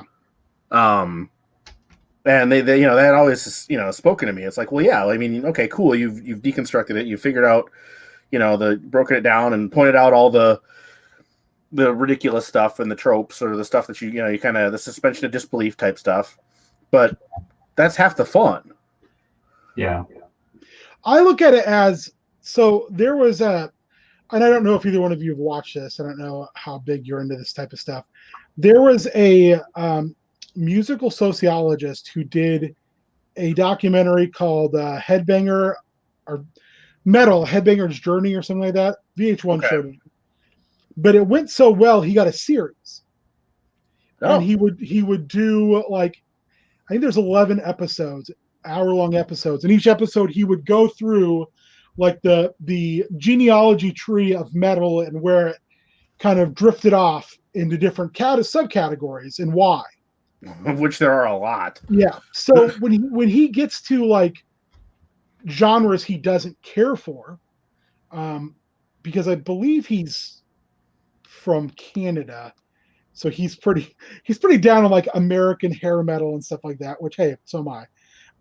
But one thing he says is, when a product is done over and over and over and over again, when you get to like the 5th generation of a subgenre, it's so diluted. The talent pool of the people doing it is so diluted that the end product is inferior no matter how good the genre is. And I feel that's with deconstructionism. I think that is one of the most apt explanations of how a genre that, in my opinion, is primarily best done by British writers, because I think they see it through a lens that inherently doesn't have our lens, which is good. But how we got to a point where the quality of writer at that style had so little to really say that it was more just like, and I've said this before, I think on this podcast or on this Twitch channel, when you get guys like, and I like Garth Ennis's non-comic book or his non-mainstream superhero stuff. Yes. When you get somebody who's just like, I hate superheroes, so I'm going to write a superhero book about how much I hate superheroes. You're not saying anything there. You know. Yeah. Mark Millar, you're not saying anything because you don't have anything to say. It's just jaded bullshit. Well, I've seen this mentioned too with, and I can't remember who said it, but talking about how a lot of comic creators of the last, I'd say the last generation, maybe the one before it, basically starting in the 90s. The generations of writers before that, came from a world where comic books were just like one thing. It wasn't like the only thing you read. And I'm guilty of this too, by, completely. But, they were reading all kinds of, crazy books and things like that. And history and all this stuff. And, I think the 90s was really when you had probably the first generation that, their primary, reading as children was comic books and not anything else. And that's also going to, hurt if you just don't have the frame of reference, you don't have the experience, you don't have, that to draw on to create from. So they're basically a Garth Marenghi. I'm the only writer you'll ever meet who's written more books than he's read. I mean, there's a little bit of that, and you can see it, there, in some ways. And I again, I'm guilty of it. I read pretty much all comic books these days. But I don't write them, so I don't have to worry about a lack of, context or experience. And the funny thing is like, I don't want to say I'm on the other side because I read a lot of comics, but I'm also writing them too. It's one of those very fantastically weird things when you're working on a book and you're trying really, really hard not to come at it from a fan's perspective. If that makes sense. Like you're trying to detach yourself, and in doing so, I found there have been times where I almost become more detached. Like from because you're so concerned. Yeah, it's like back up. But yeah. Well, I think there's also, I think it was also and you had it with like Mark Gruenwald and Roy Thomas and stuff, where they were huge fans of comic books, and becoming comic writers and editors was like their goal. But for a lot of writers, especially, in the, through the 70s, I would say, writing comics was not what they wanted to do. It wasn't glamorous. They wanted to write, it didn't pay for shit. They wanted to write books and movies and that stuff. That's and why now it's almost, you go the other way. You write a novel or a movie or whatever, and now it's like, now you get your own Spider-Man series. So there's a little bit of that, and then I actually just saw, and now it's going to bug me because I'm not going to remember who it was. I just saw a quote from somebody, and they were talking about how, in when the work was uncredited, which I don't agree with. Everybody should be credited, but they're saying, when your name is not on a product, you're going to write stuff differently than if everybody knows that you did it. Yeah, it's true. And how that affects the end product. Because it's like, I don't care if anybody thinks this is stupid or insane, because it's not me,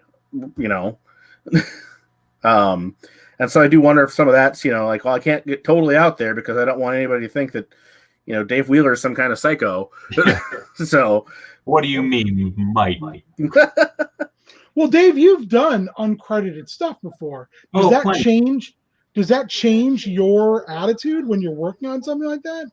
No, because I've done so much fill work where, I don't get the marquee or anything like that. But I was always, growing up, it was always, hey, if you're going to do something, do it right. And so I've always come at it from that perspective.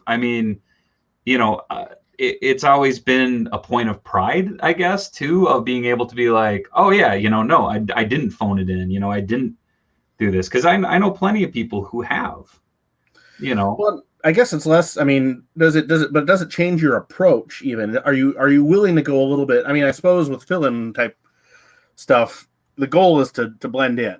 Yeah.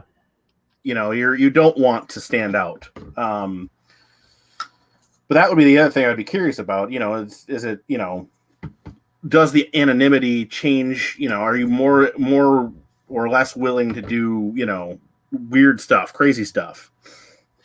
And I don't know that fill-in type, the type of work you're describing is necessarily the place where that would make sense anyway. I mean, the other thing is doing some of the stuff that I did uncredited, where it was more so, the fill-in side of things. The thing for me was, yeah, I'm willing to take more variety, if that makes sense, because I know my name's not attached to it. Oh, I know. I may know what you're talking about because I think we've had to talk about this before. I mean, I don't know what you're talking about, but I can think of the kind of things that it might be. Yeah, I'll just leave it at that. I distinctly remember what do you do? What are you working on? Oh, you would not believe what I'm doing right now. But I'm like, really? And you're like, yeah, this is what I'm working on. And I'm like, huh. But hey, that's you never know what's gonna work either. One of my favorite, and it's the kind of book that you would only that would only come from the mind of somebody who's been reading superhero comics for their entire adult life. But Adam Warren's Empowered. Yeah. I mean, that started out based on the character design, I'm just drawing some lines here, but I'm pretty sure he got commissioned to do bondage fan art of Spider-Woman, and decided to turn that into an actual comic book. And it's fucking amazing. It's really good. David, do you remember the team he did for Marvel that was kind of in that vein? Live Wires, baby. Yeah, I have that whole run. It's great. Oh, Live Wires is awesome. They popped back up in one of the Avengers books, Agents of Wakanda. Okay, it's such a different feel. I mean, and I think that's something that more so Marvel than DC. Marvel will take occasional chances on stuff like that is just so out there. DC did for a while.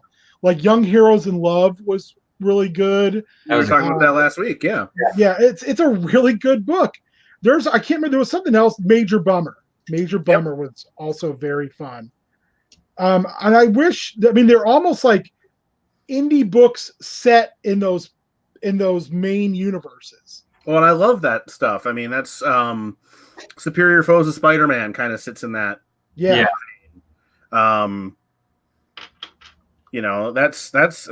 even like B-sides, which totally forgotten about, but an Evan Dorkin superhero book in the Marvel Universe. Yeah. Would you just say those words together in a sentence and it makes you go, huh? Wait, Evan who? Yeah. I mean, but at the same time, love us with money or we'll hate you with hammers.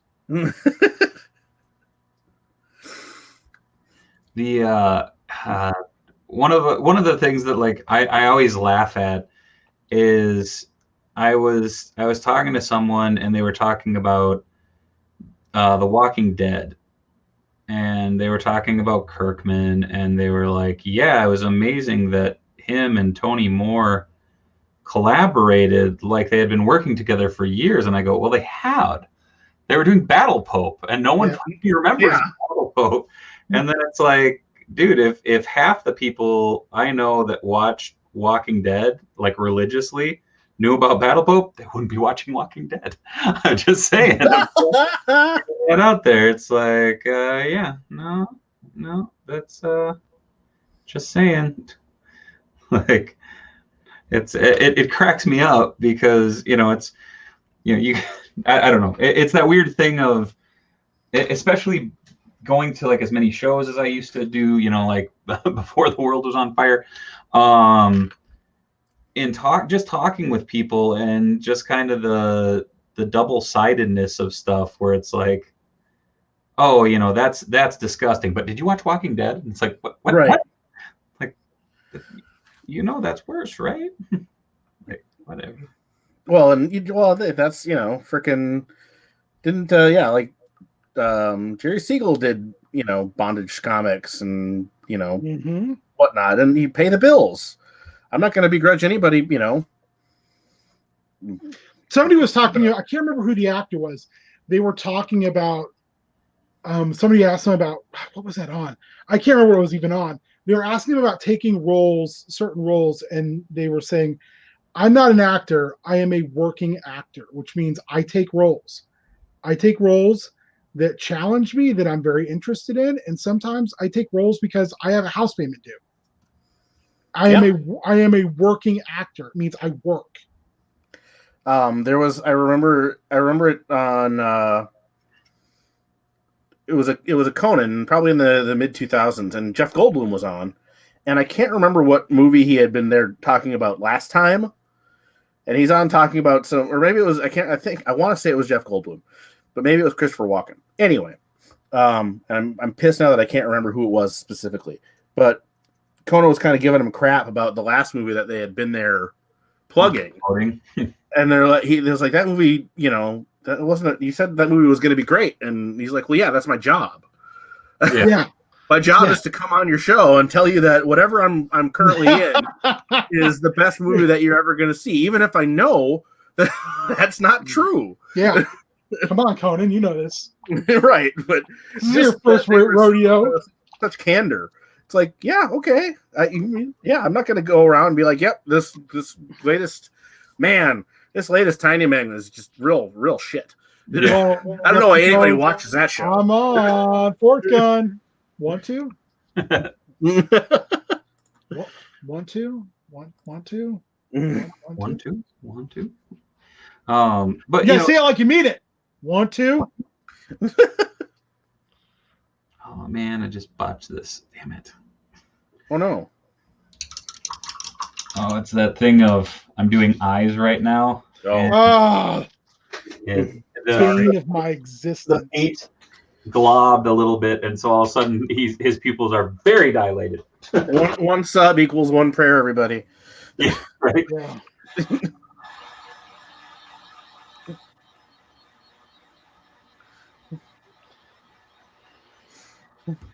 It's one of those lovely, frustrating things. Now the real trick. Can I fix this? The Prestige. Have you been watching Falcon and Winter Soldier, Ben? I watched the first episode, and then I was like, hey, Cassandra, I've heard we should, since you love TNG, that we should give Orville a try. And she was like, okay.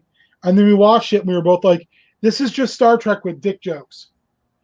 We should keep watching this. So that has eaten up most of our time where we would normally be watching Winter Soldier, but we will get back to it. I thought the first episode was good. It'll be there when you're ready. I thought it's been good. It's been good. It hasn't pulled me in as much as WandaVision did. I think some of that is because the setup is more just classically superhero than the innovation that was WandaVision. Yeah. Oh, yeah. I won't argue that. And I'm curious to, see where things go. And, it's certainly well made and well acted and all that stuff. And I've been really, again, like with WandaVision when we talked about that, I've been enjoying seeing these characters that really, haven't had much chance to get a lot of depth, get more. I mean, they're making Zemo is delightful. So I love Zemo. he's so fucking ridiculous, and I love it. But I think he's become an interesting character in the comics, though, too. Oh, absolutely. From Busiek and Thunderbolts, I think it took him from a one-note character and evolved him into something different. And now he's kind of back to being a one-note character, but that's such as comics. Well, much like the wrestling conversation, I think Marvel got in a habit of giving really good writers toys from the chest that no one had given any love to, and really good writers will write really well. That's what they do. And a character like that in the hands of Kurt Busiek all of a sudden became more multi-layered and more interesting. And in doing so, fans start to care. And when fans care, it can be the kiss of death in some ways, because when that writer leaves, the next person who gets it gets an editorial mandate of like, we don't have enough villains, make this guy a villain again. Well, and they actually, so after Busiek left Thunderbolts, Nicieza really, he kept it going, and he continued growing Zemo. I had that whole run. It's really good. But at the same time, in the end, it's like, okay, but also this guy's a Nazi. Yeah. Or at least Nazi adjacent. So Nazi adjacent. Dad was a Nazi. Yes. So that can be a tough pill to swallow, as far as like, here's this character. And yeah, granted, he's trying to redeem himself and whatever he was. Now he's just a bad guy again, which I guess is fine. I actually saw Busiek tweeted that Falcon and the Winter Soldier Zemo is now his favorite Zemo. That's really high praise. So, because I thought Busiek's version of Zemo being this kind of, we'll conquer the world, and then kind of going, being a superhero, don't really need to conquer the world because I'm kind of getting all this shit for free. Yeah, it's like right. I don't need to work so hard, and really all I'm doing is doing really simple things. Yeah, I have to do half of what I normally would do. Yeah, I'm a goddamn hero. It really is, and I love that kind of take on a character who, like you said, was really just treated like, oh, Dad was a Nazi, you must be a Nazi. I also really, also hard to get past the whole, invasion of Avengers Mansion story. That's a brutal story. But at the same time, look at how many completely heinous things Dr. Doom has done. Oh, absolutely, yes. Or Luthor. Lex Luthor is fucking terrible. But he was in the Justice League recently until, again, editorial mandate was like, oh, you know what? He's a bad guy. Give credit where credit is due, I suppose, just to what Busiek did with the characters, is that, several of them are still heroes. Yeah. So a bunch of them stuck the... It changed them permanently. I'm hoping they don't go back, because I like that. That was one of my favorite arcs as a Spider-Man reader, was seeing Sandman. Yeah. Oh yeah. I always loved too, even when Sandman was a villain, that he was friends with Ben Grimm. Yeah. I loved that dynamic. And that's what kind of stopped him from being a villain. And then he, of course, they had to. Because he's the bad guy in Spider-Man 3. Yeah, they had to turn him back. They gotta make him a villain again. So I guess let's hope that we don't see Screaming Mimi or the Beetle in any MCU projects coming up here. Otherwise, they might have to. Well, you've got a second Beetle, so just make the Beetle in the film or whatever a female. Because in all honesty, she's far more interesting than Abner Jenkins was. True. Yeah, well, as the Beetle, yes. And I'm actually I'm sure Dave's read it. Hopefully nobody watching is planning to get caught up on Spider-Man and is deeply invested in stories from the later 80s in Spectacular. But I flipped to that last page. I started putting it together, and I'm like, oh shit, that's right. Robbie and Tombstone hate each other. Yep. And now their kids are hooking up. Yep, and I love it. Yeah, I'm like, that's great. And it's one of those things where, like, if you're somebody who read freaking however many issues of Spectacular Spider-Man, like, that hits you. But if you're just if you're somebody who's just picked up Spider-Man in the last few years, it's still interesting. Or will be, presumably, for you. Yeah, that's the fun thing about comics is you can have very, very casual fans who are going to jump into storylines and go, "Oh my god, how I didn't see this coming." And you're going to have, the hardcore nerds that are going to go, "Yeah, actually." But I kind of stand by. I'm a little bit in both camps. Like, I like going into some comics with a certain naivete, where it's just like, I just want to read the damn book and have fun and like use it as a kind of escape from reality for a little bit of just being able to let it be the surreal, Yeah. Isn't that beautiful when you can do that? Yeah. There's something truly magical about that. And don't get me wrong, I love a deep cut. I love a reference to something that happened a long time ago that I can go, aha! I knew it. But as much as I love that, kind of that moment of na, I was right, or I know something you don't know. Yeah. Right. I adore more that moment of like, wow, that's an interesting take. Never would have thought of that. That's really cool. What is going to happen next? How is he going to get out of this pickle?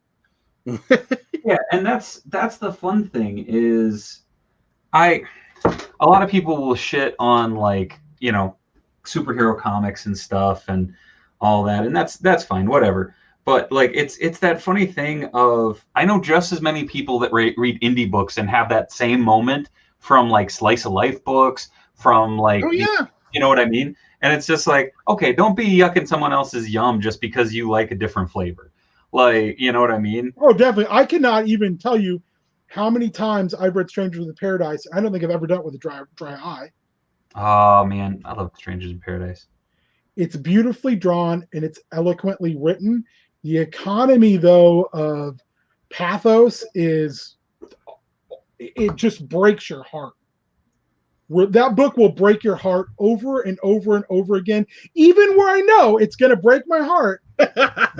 It does it anyway. Like, I know this is coming. I've read this before, and it still feels like you're getting punched in the gut. Yeah. Well, that's indie, and it's an indie book, and it's way more ridiculous. But Big Rock Candy Mountain. Yeah. I've read that 3 or 4 times now, and every time I'm freaking choking up. And it's ridiculous and goofy, and it's like a kung fu hobo, crazy whatever versus the devil. And every time I read it, I'm just crying. What do you guys have a mainstream comic book, 4-color superhero book that, regardless of how many times you've read it, always just gives you that visceral gut punch? Several. I'll be right back. Dave, go ahead. You all right? Oh yeah, I'm fine. Okay.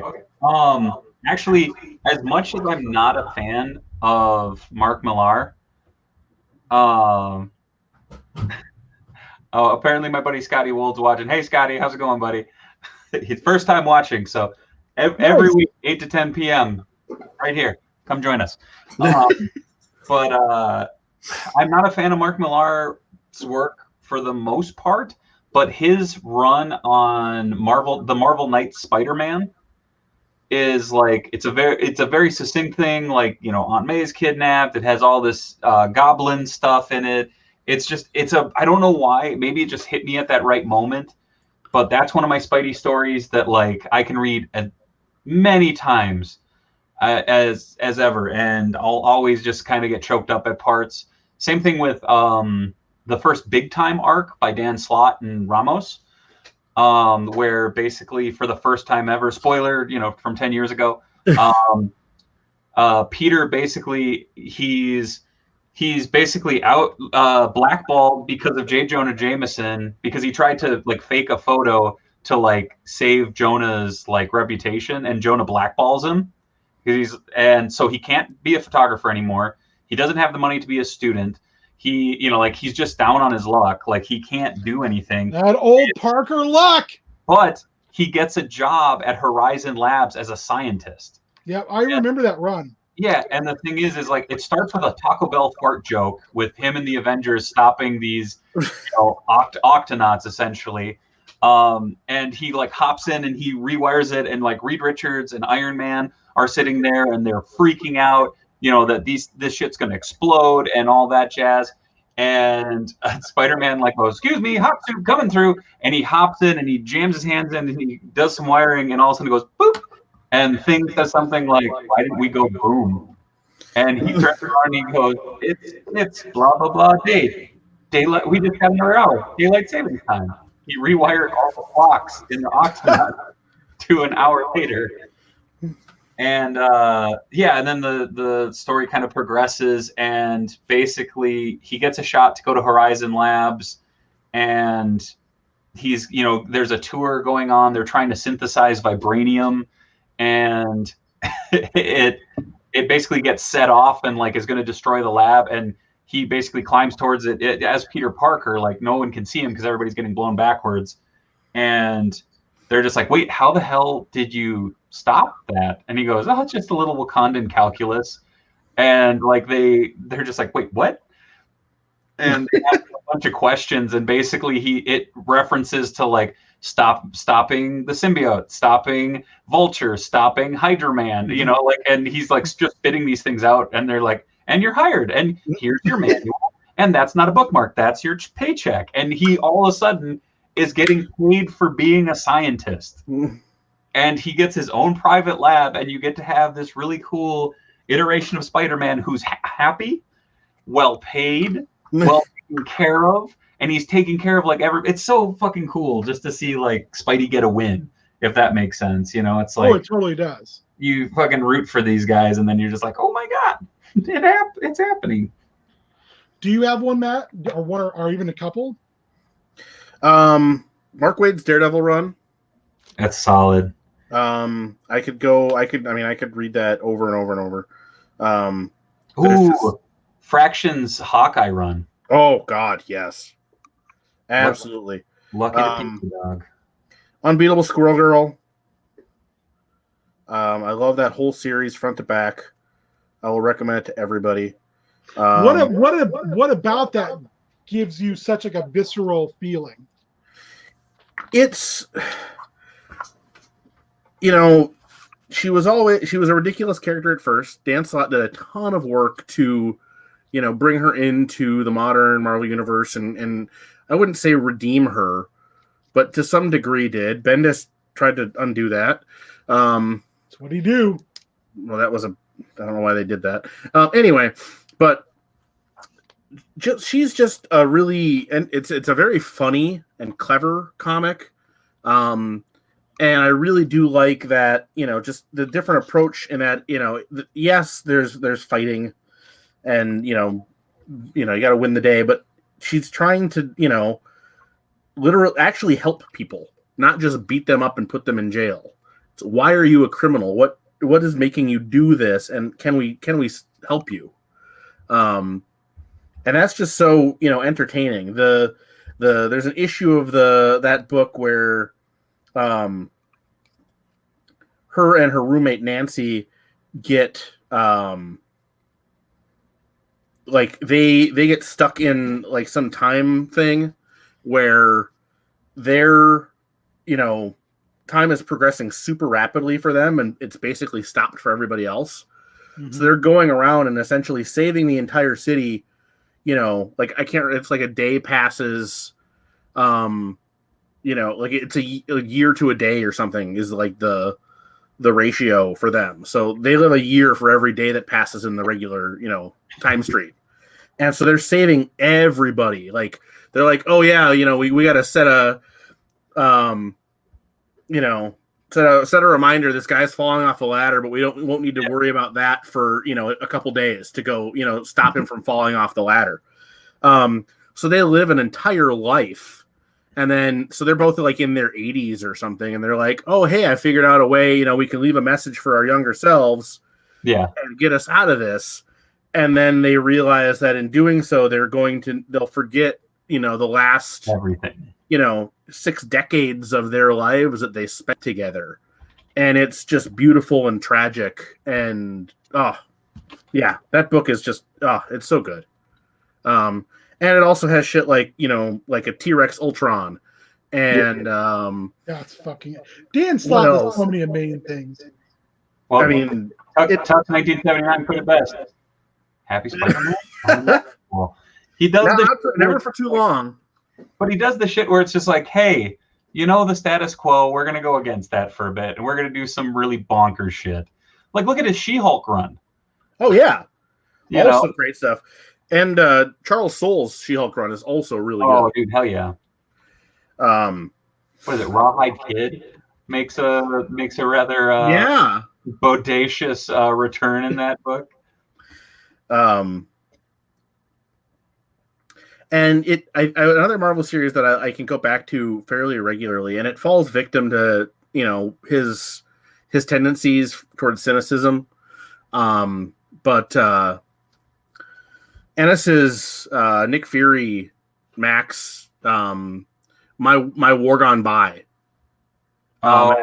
It's like Fury, getting involved in basically all the awful shit America got up to post World War II. So he's in Bay of Pigs and Vietnam and all that Nick stuff. Fury as the comedian, basically. Yeah, but not as awful as or stupid as that would be. But yes, and it's definitely got the cynicism that Ennis is known for, but it's really just well done. And I think when Ennis is allowed to play with those characters, but not necessarily be in the Marvel universe. Same thing, Punisher Max. I mean, it's a great run. Yeah. He did a really good Doctor Strange Thor story too, with with Vikings, and I want to say I think it was just Thor Vikings. Yeah. Again, I agree. When he has a good, strong editor and he's got a mission statement and a short time to do it, he's good. Spoiler. Sorry, I gotta work on a Bailey figure, and I was like, I'm gonna have to boil her, and I'm like, I should probably provide context for me saying that out of the blue. Going to have to boil her. Sorry, folks. On a kind of fun, rather weird note, I unearthed a buried treasure this weekend while I was cleaning, and with the current card craze going on, I might have to bust into these on a live stream. Oh. Nice. Yeah, the whole card thing is bonkers. Look at that shirtless Todd McFarlane baseball. I love that the three that they chose: George Perez, Sergio Aragones, and Todd McFarlane. Shirtless Toddy Mac. No, Todd. Man, just like, it's bonkers, It's like, what? Like, growing up, that was like one of those cards was one of my prized friggin' possessions, because I got one of like the foil stamped Tom Lyle autograph cards, and I thought he was the coolest dude ever.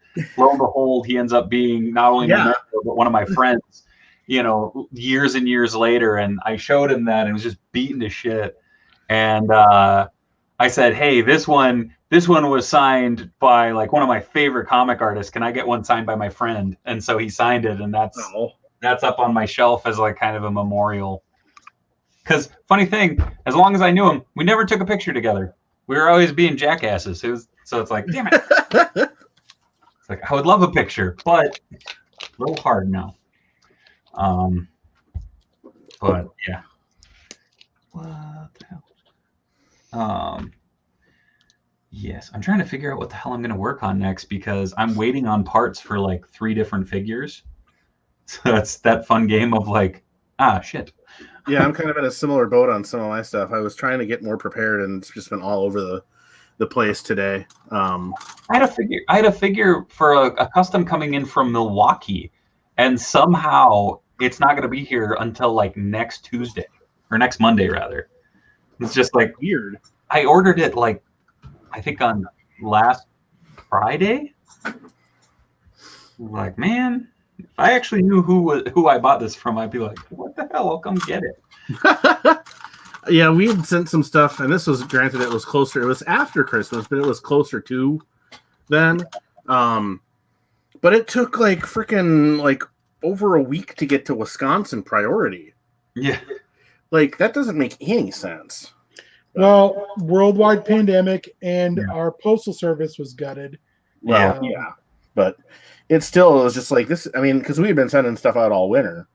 And that was the first one where it's like, oh shit, is this not going to show up?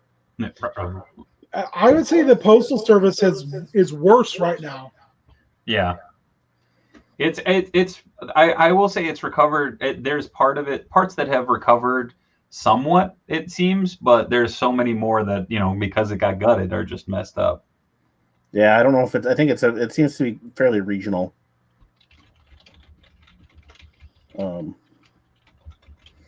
There was something I was gonna, see, and I'm gonna lose. I just finished up. I got a bunch of them for Christmas, and finally sat down and read them, and then I just finished out the last few that I needed. But I've been reading the IDW Transformers. Oh, nice. Complete collections, and it is. They're great comics. Well, some of them are. Some of them are not. But more than meets the eye. Awesome series. But it was foolish because I read it and I'm like, oh, these characters are awesome. I want toys of them. Well, there aren't official toys. Yeah. It's all ridiculous third-party expensive craziness. So it's like, oh, I guess I'm just going to pre-order too much money worth of figures because of this comic.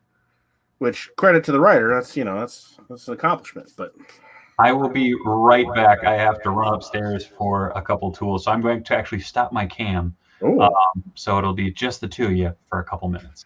All right, just the two of us, Matt.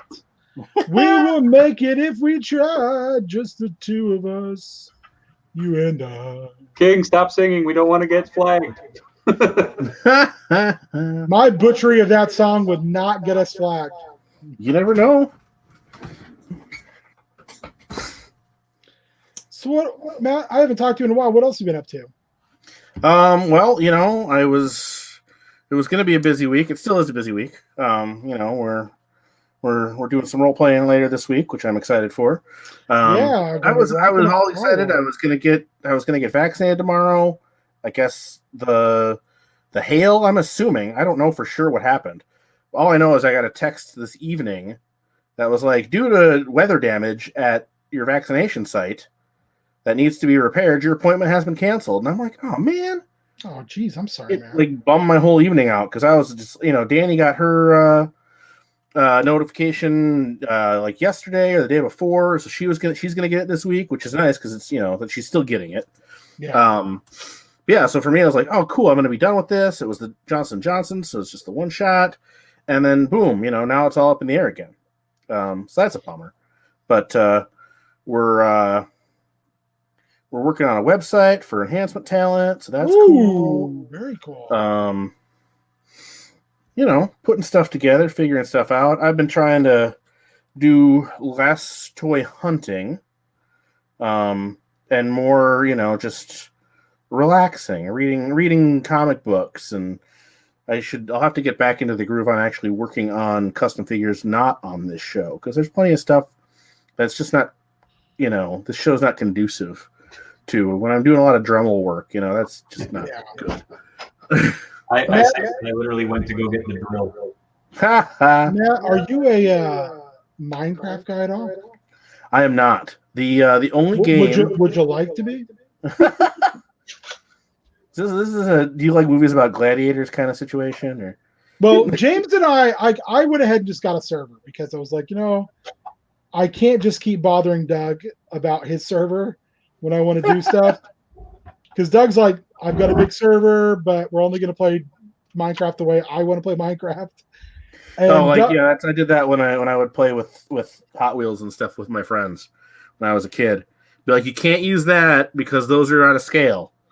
You got to use these ones. He wants to build like a nuclear reactor like day 3, and I just want to farm. Like I want to make a farm. I want to mine. I want to occasionally fight stuff. I don't want complex stuff. I play I Grand need Theft to Auto go. 5 with some friends of mine, a few nights out of the week, and that's really my game these days. Well, if you want in, I've got a server James and I play on. We've got ourselves in a little bit of a pickle right now. So, James took a trip like nearly around the world. Well, we found what do they call them? They're not the pillagers. We found a pillager outpost, and it just continually spawns pillagers. So I'm holding it down. We had to build a wall around it so they can't get back in. I built some death traps so I can basically they come in and I just mine XP off of killing them. We built an underground farm.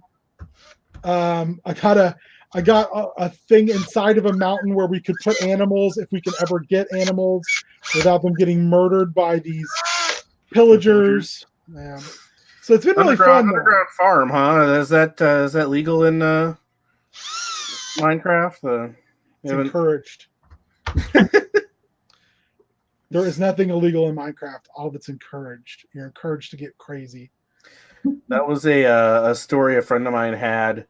I can't remember if he experienced it firsthand or if it was a buddy of his. He worked at Service Master,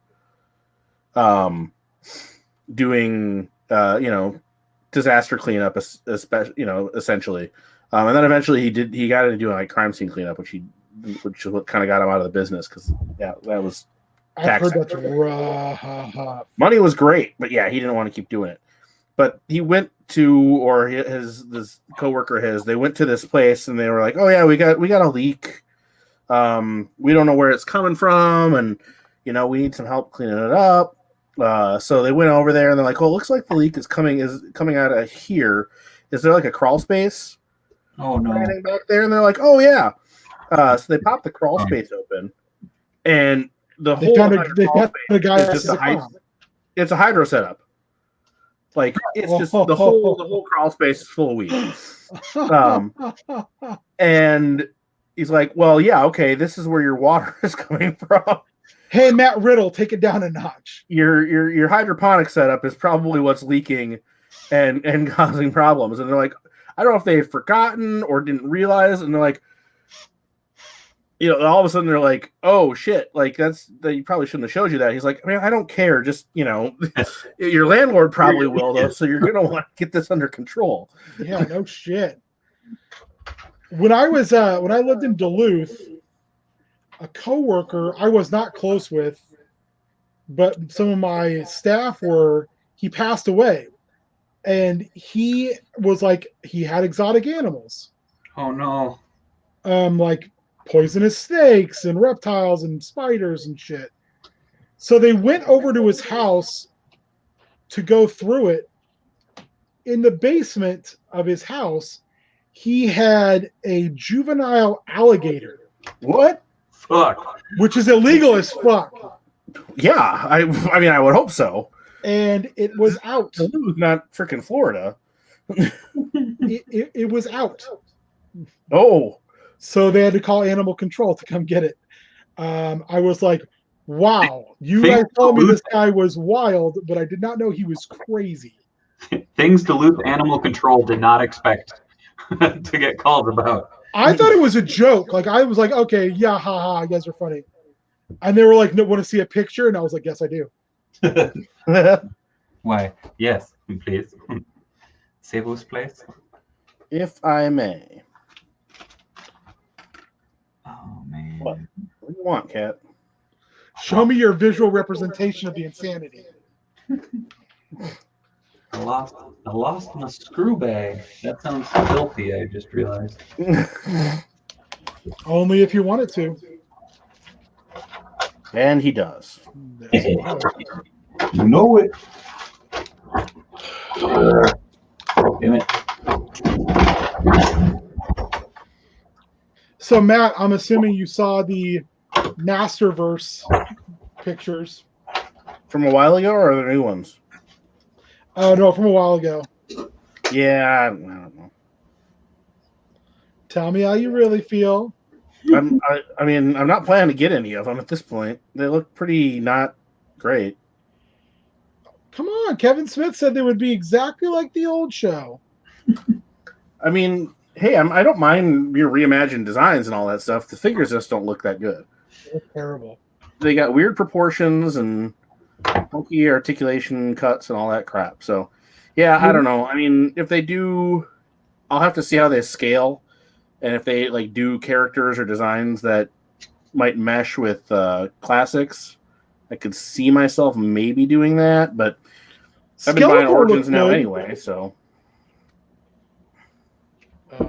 Origins is so good. Yeah, I wasn't going to do it, and then I did. Which one? Yes. The Universe Origins. Come to the dark side, Matthew. Oh, no, I'm there. I mean. I was going to say, oh, that ship has sailed. It has, unfortunately. I was resisting for a while. I was going to say, when did that dam break? I didn't hear about this. It was around when like the wave 4 stuff started hitting, and I was picking it up for you and my friend Bill. And I was like, oh man, there's some, like I like Triclops is one of my favorite characters. Oof. Yes. And then, I knew there was Trapjaw out there, who was another one of my favorite characters. And I enjoyed I've been getting the Masters of the Universe WWE since day one. I love that line. Day one. So yeah, it kind of it wormed its way in there, and now here I am. I'm still convincing myself I'm not all in, but we'll see where things go. So here's my question with that line, because they're basically re-releasing like He-Man and Skeletor with every series practically. Separate cases, actually. Oh, are they? Okay.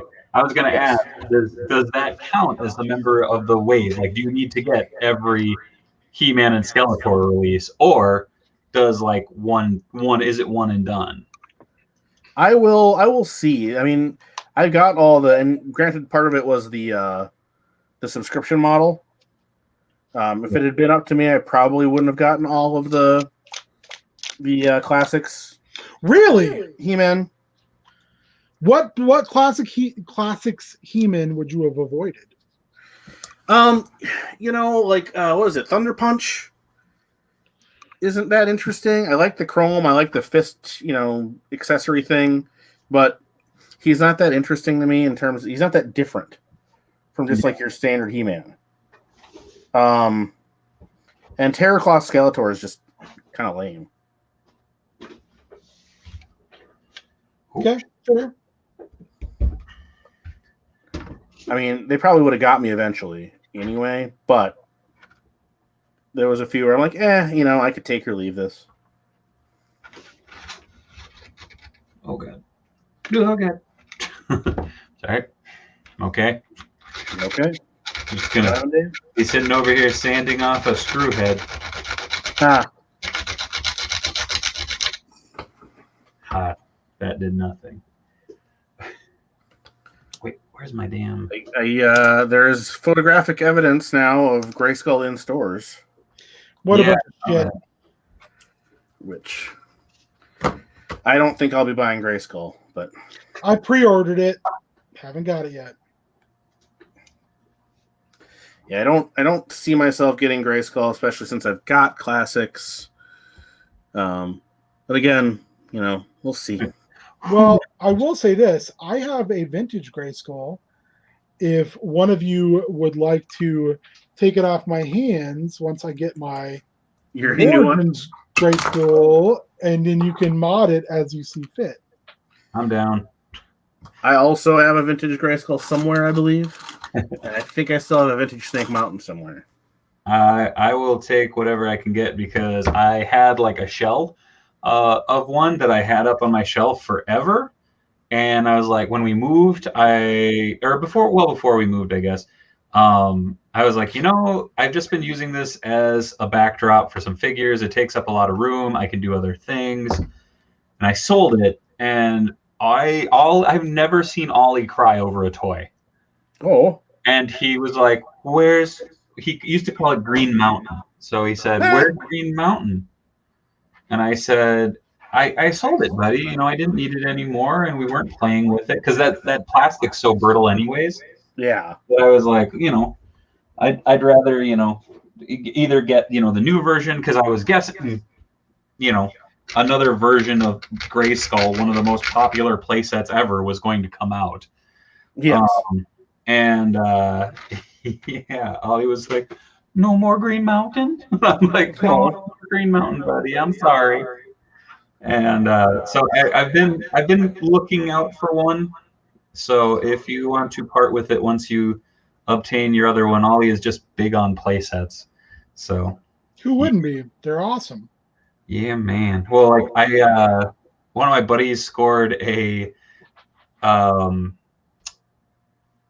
Batcave, like the foldable Batcave, from I think it's the animated series, The New Adventures, and and you know, it was one of those things of like, okay, cool, like he plays with that all the time. The Ninja Turtles play set he plays with all the time. Did you end up getting one of those Primal Age Batcaves?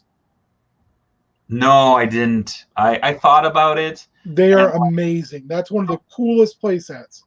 Well, the funny thing was, again, that was another one that like I showed Oliver, and he was just like, Blue Mountain, like, because he was still pretty young, like, you know, he was like 2.5, 3, and he just kind of did the like, that looks like you know, Grayskull, but that is not Grayskull. I do not comprehend this. I had debated getting that when it was like on super clearance, but I was like, I don't need more playsets I don't have room for. Occasionally it'll run for like $15 to $20 on Amazon. It is great. Mm-hmm. No, I like the look of it, but I didn't really collect that line. And then I was like, I don't know what I would do with this. It fits Motu aesthetic perfectly. Well, I know. I just have too much. It seemed like it would be too small for classics. Probably. I mean, no different than the Origin stuff is too small for classics. Well, so there you go. Too small. But if you're getting Origins now. Yeah, well, I don't need your help to spend money, Ben. Come on, Matt. I got that covered. It's one of my skills. All right, so this is coming along. There we go. Okay, so that's how deep I'm reconstructing a Doc Ock joint for that Series 8 Doc Ock. So I'm literally that one. Yeah, I'm literally rebuilding it. We can rebuild it. We have the technology.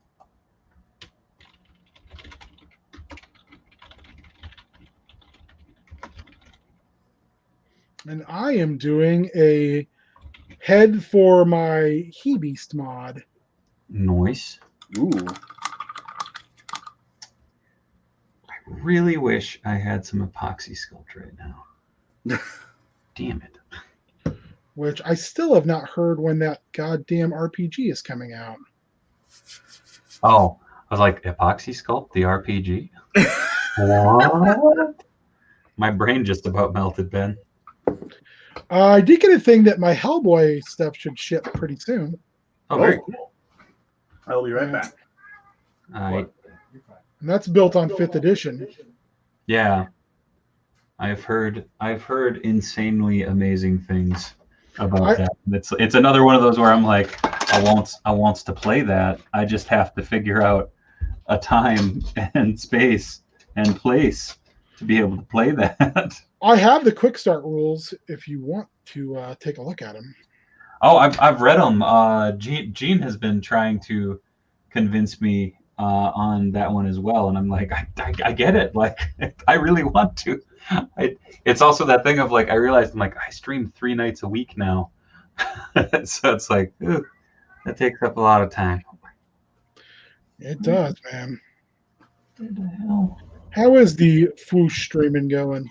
Good. We actually, the funny thing is, I just got messaged from Cincy. NXT Takeover Night 1 is tomorrow night, because usually we do EW watch along, but we might do Takeover tomorrow. So nice.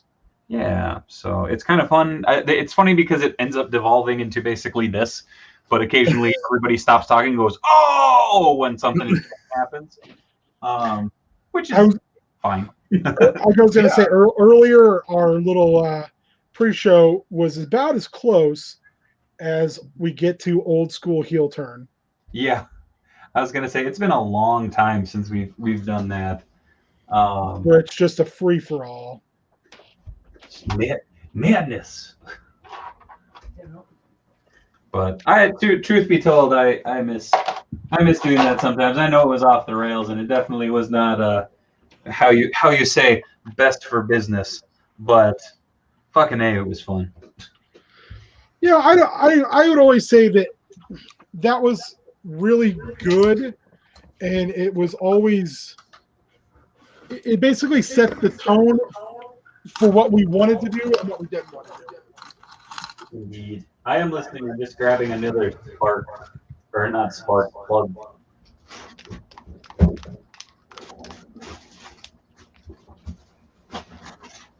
You should have jumped on that. Got in on that business. Oh, I was so behind from this stuff today. Plus, I have no idea what's going on. You're not missing anything. No, I'm sure I'm not, but I wouldn't be able to speak to anything. I haven't watched freaking that product in years now. And I never really did. I am a reader of the information, and I watch some recap shows. That's it, because you couldn't pay me to watch that. Yeah, I've really been enjoying AEW. But yeah, like I was talking about on the our pre-show, as it were, of like I can't watch most of the E. I can't watch any of the E actually live because it's all on cable. Yeah, you talked about this earlier, and I do agree with you. I would never, I can state that I don't like it, but I try to avoid from yucking somebody else's yum, unless I feel like the statement is ridiculous. So like when someone calls Otis great, I didn't think it was great. I said he could. Then I'm gonna come at you. I said he could be great. And again, I'm going to come at you because that is a statement I think is ridiculous. So, but what I've learned having other options is WWE is not for me anymore. Mm-hmm. If it ever really was. I'm not exactly sure who it's for, but I don't think they know either. But I know it's for somebody, and that ain't me. Yeah. Which again, isn't bad because at least I know, and then I'll spend a bunch of time watching it. Well, and there's definitely an audience. Clearly, it's not as big as it once was. Oh, DJ Piecemeal, what's up? Cheer 100.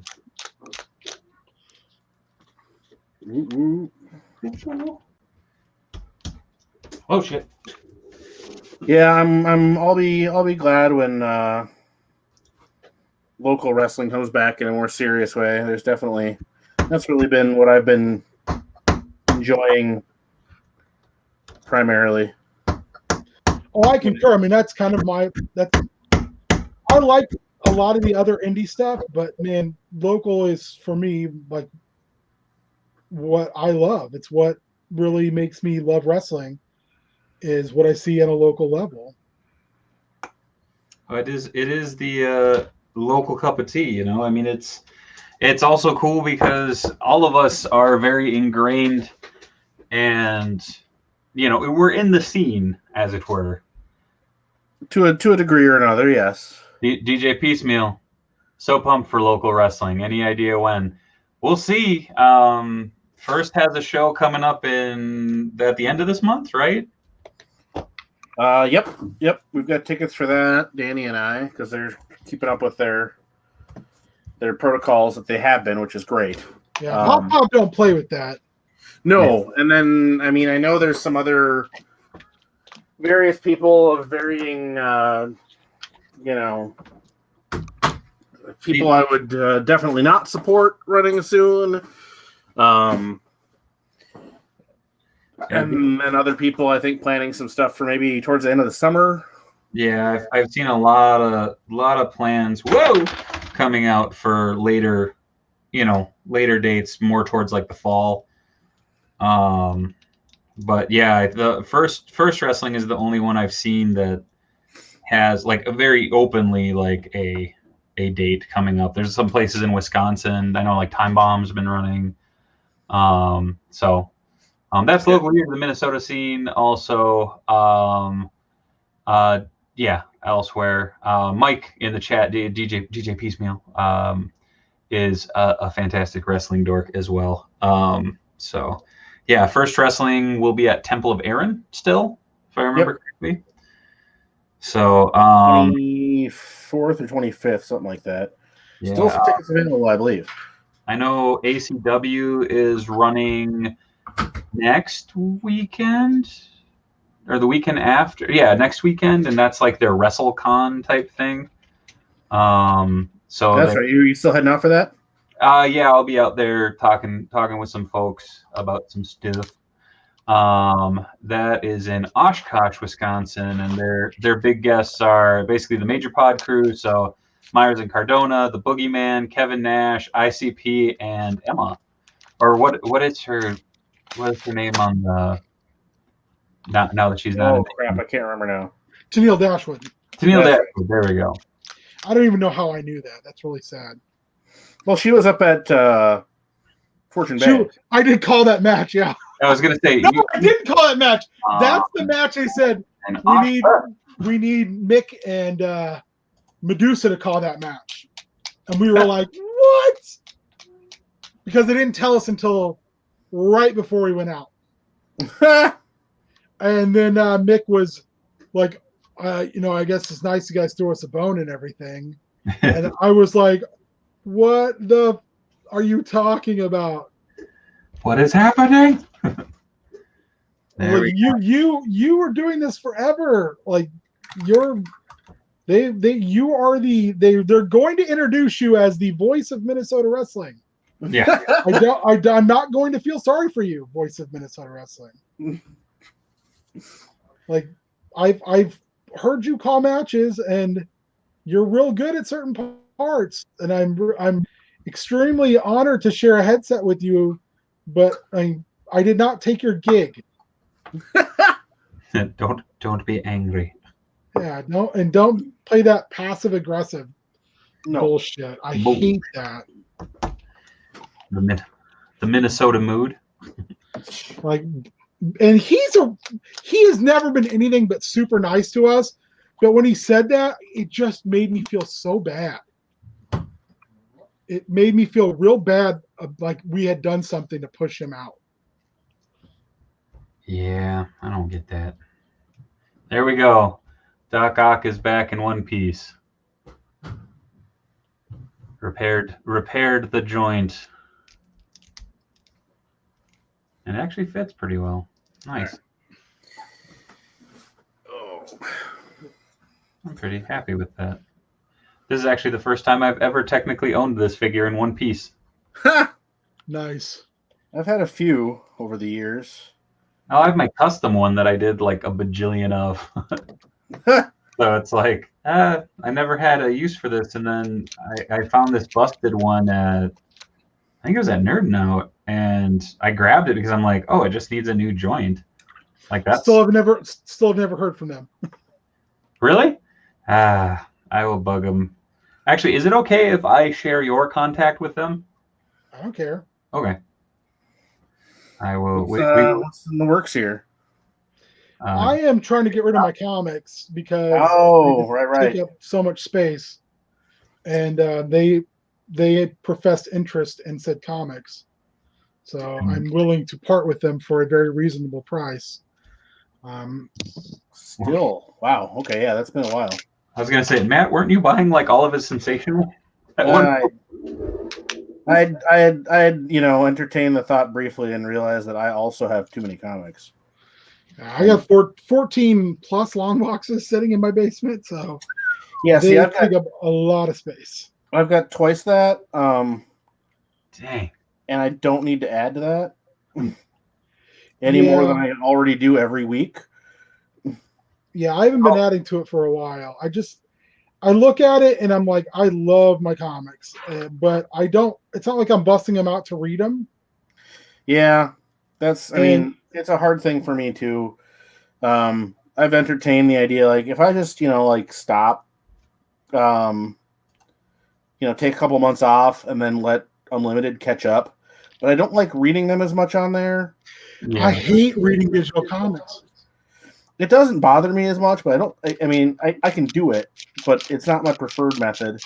And I don't know. I'm weird. No, I think that's all completely reasonable, man. You know what? Speaking of that, Ben, you haven't been here for this, but did you know we have a sponsor? No, I did not know this. I'm going to play an ad from our sponsor. Here it goes, kids. Do you feel like a champion? Do you worry that you don't look like a champion? Try Enhancement Talent Clothing and Gear.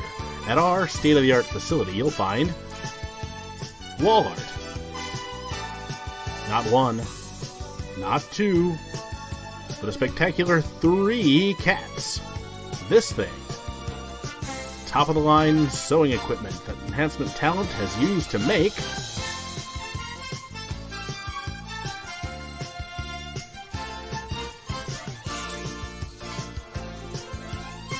Enhancement Talent Clothing and Gear. Let us take you to the top of the card. Matt, you have such a soothing voice. Right? See, he doesn't believe me when I say it. Nope.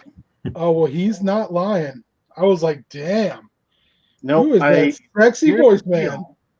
And I think at least Ben can probably relate to this. I am unable to take praise of any kind.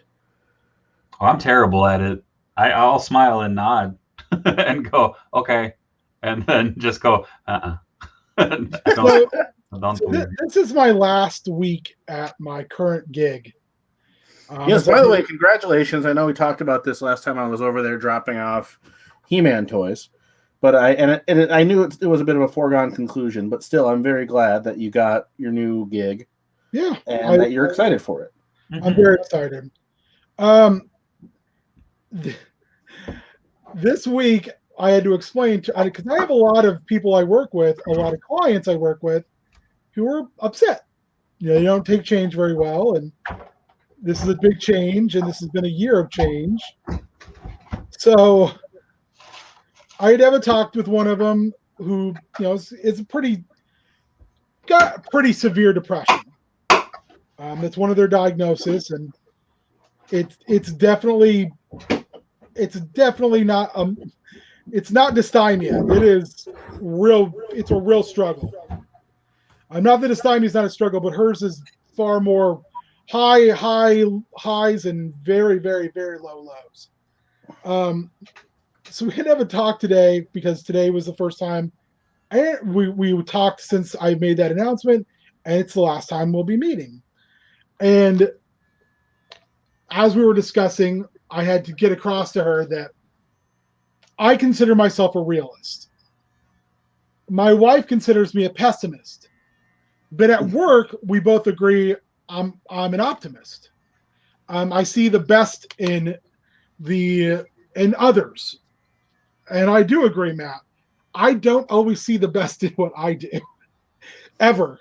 It's hard to take credit for anything, and it's hard, I think, a lot of times to feel good about what you've done or produced or been a part of, because I always feel like, man, this really could have been better, and that will eat at me.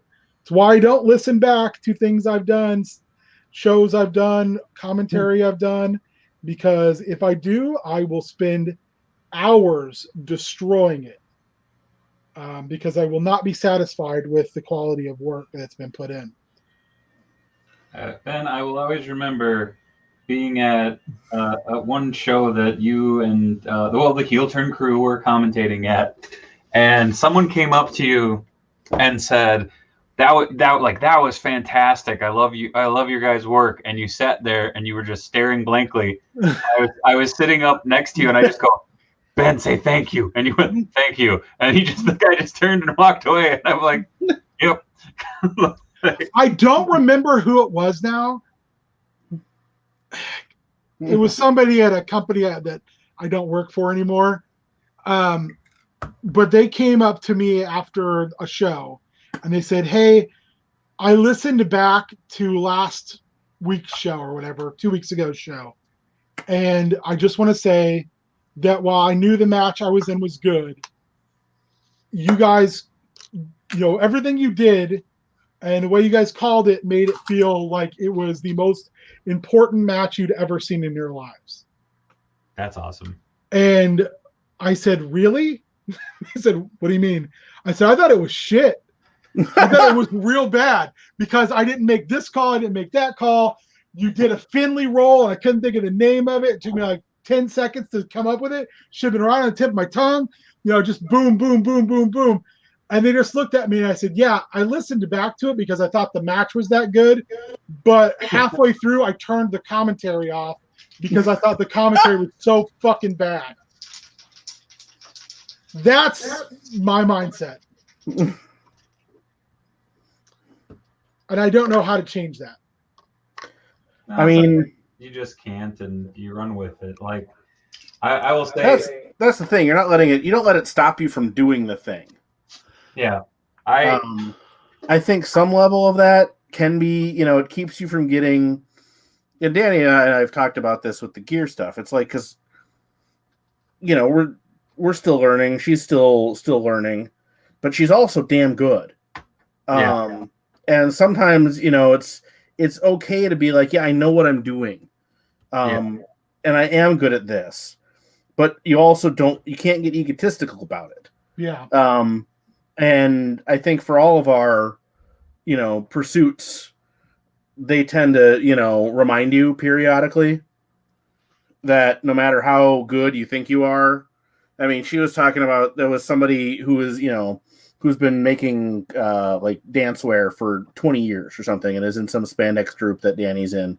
And she was saying, I just cut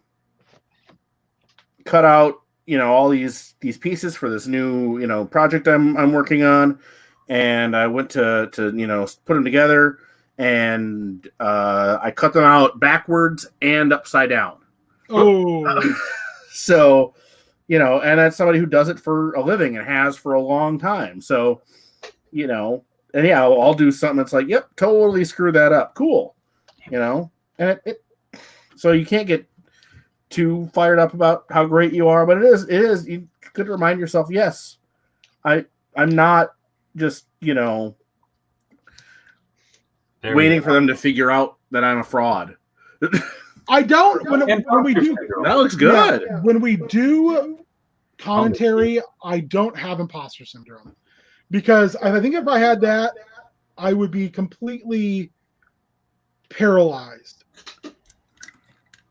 And I'm not.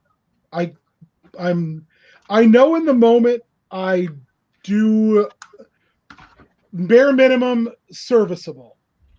But I don't think that does a favor to the people that I'm doing that for, which are the competitors. To me, if you're going to go out there and wrestle and put your body on the line, then you deserve the very best. Well, you're also generally, or have, I mean, I know you're doing it for a very reasonable fee, if at all, getting paid. So there's that to factor in, not to diminish your abilities, but at all. But there is that. And again, I think, you're probably harder on yourself than they would ever be on you. Probably. But I mean, I think and maybe this is just doing athletics at a high level, collegiately, high school. I always want it to be the performance to be as high as it can be. I don't want to, because I've had that feeling. I've had that feeling of where someone has asked me afterwards, "Did you leave it all out there?" And I've had to think about it and say, "I don't think I did."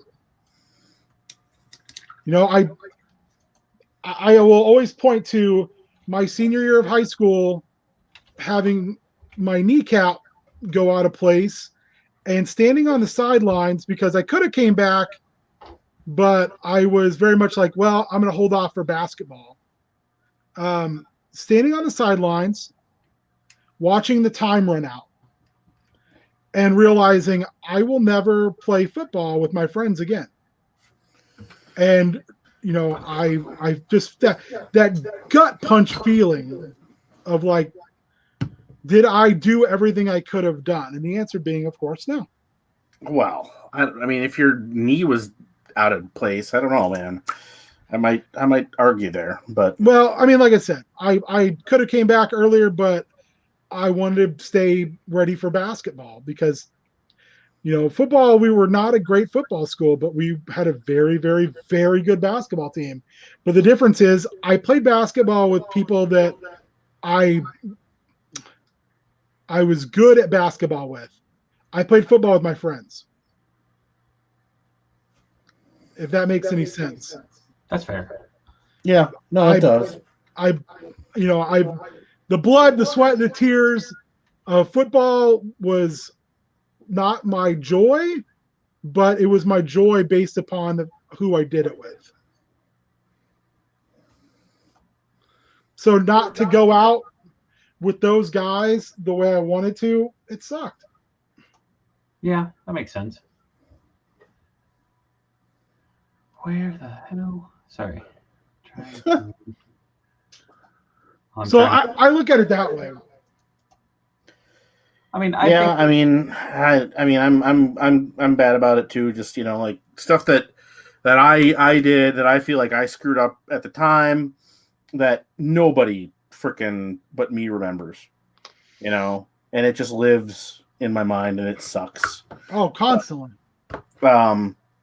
That's not very useful either. No.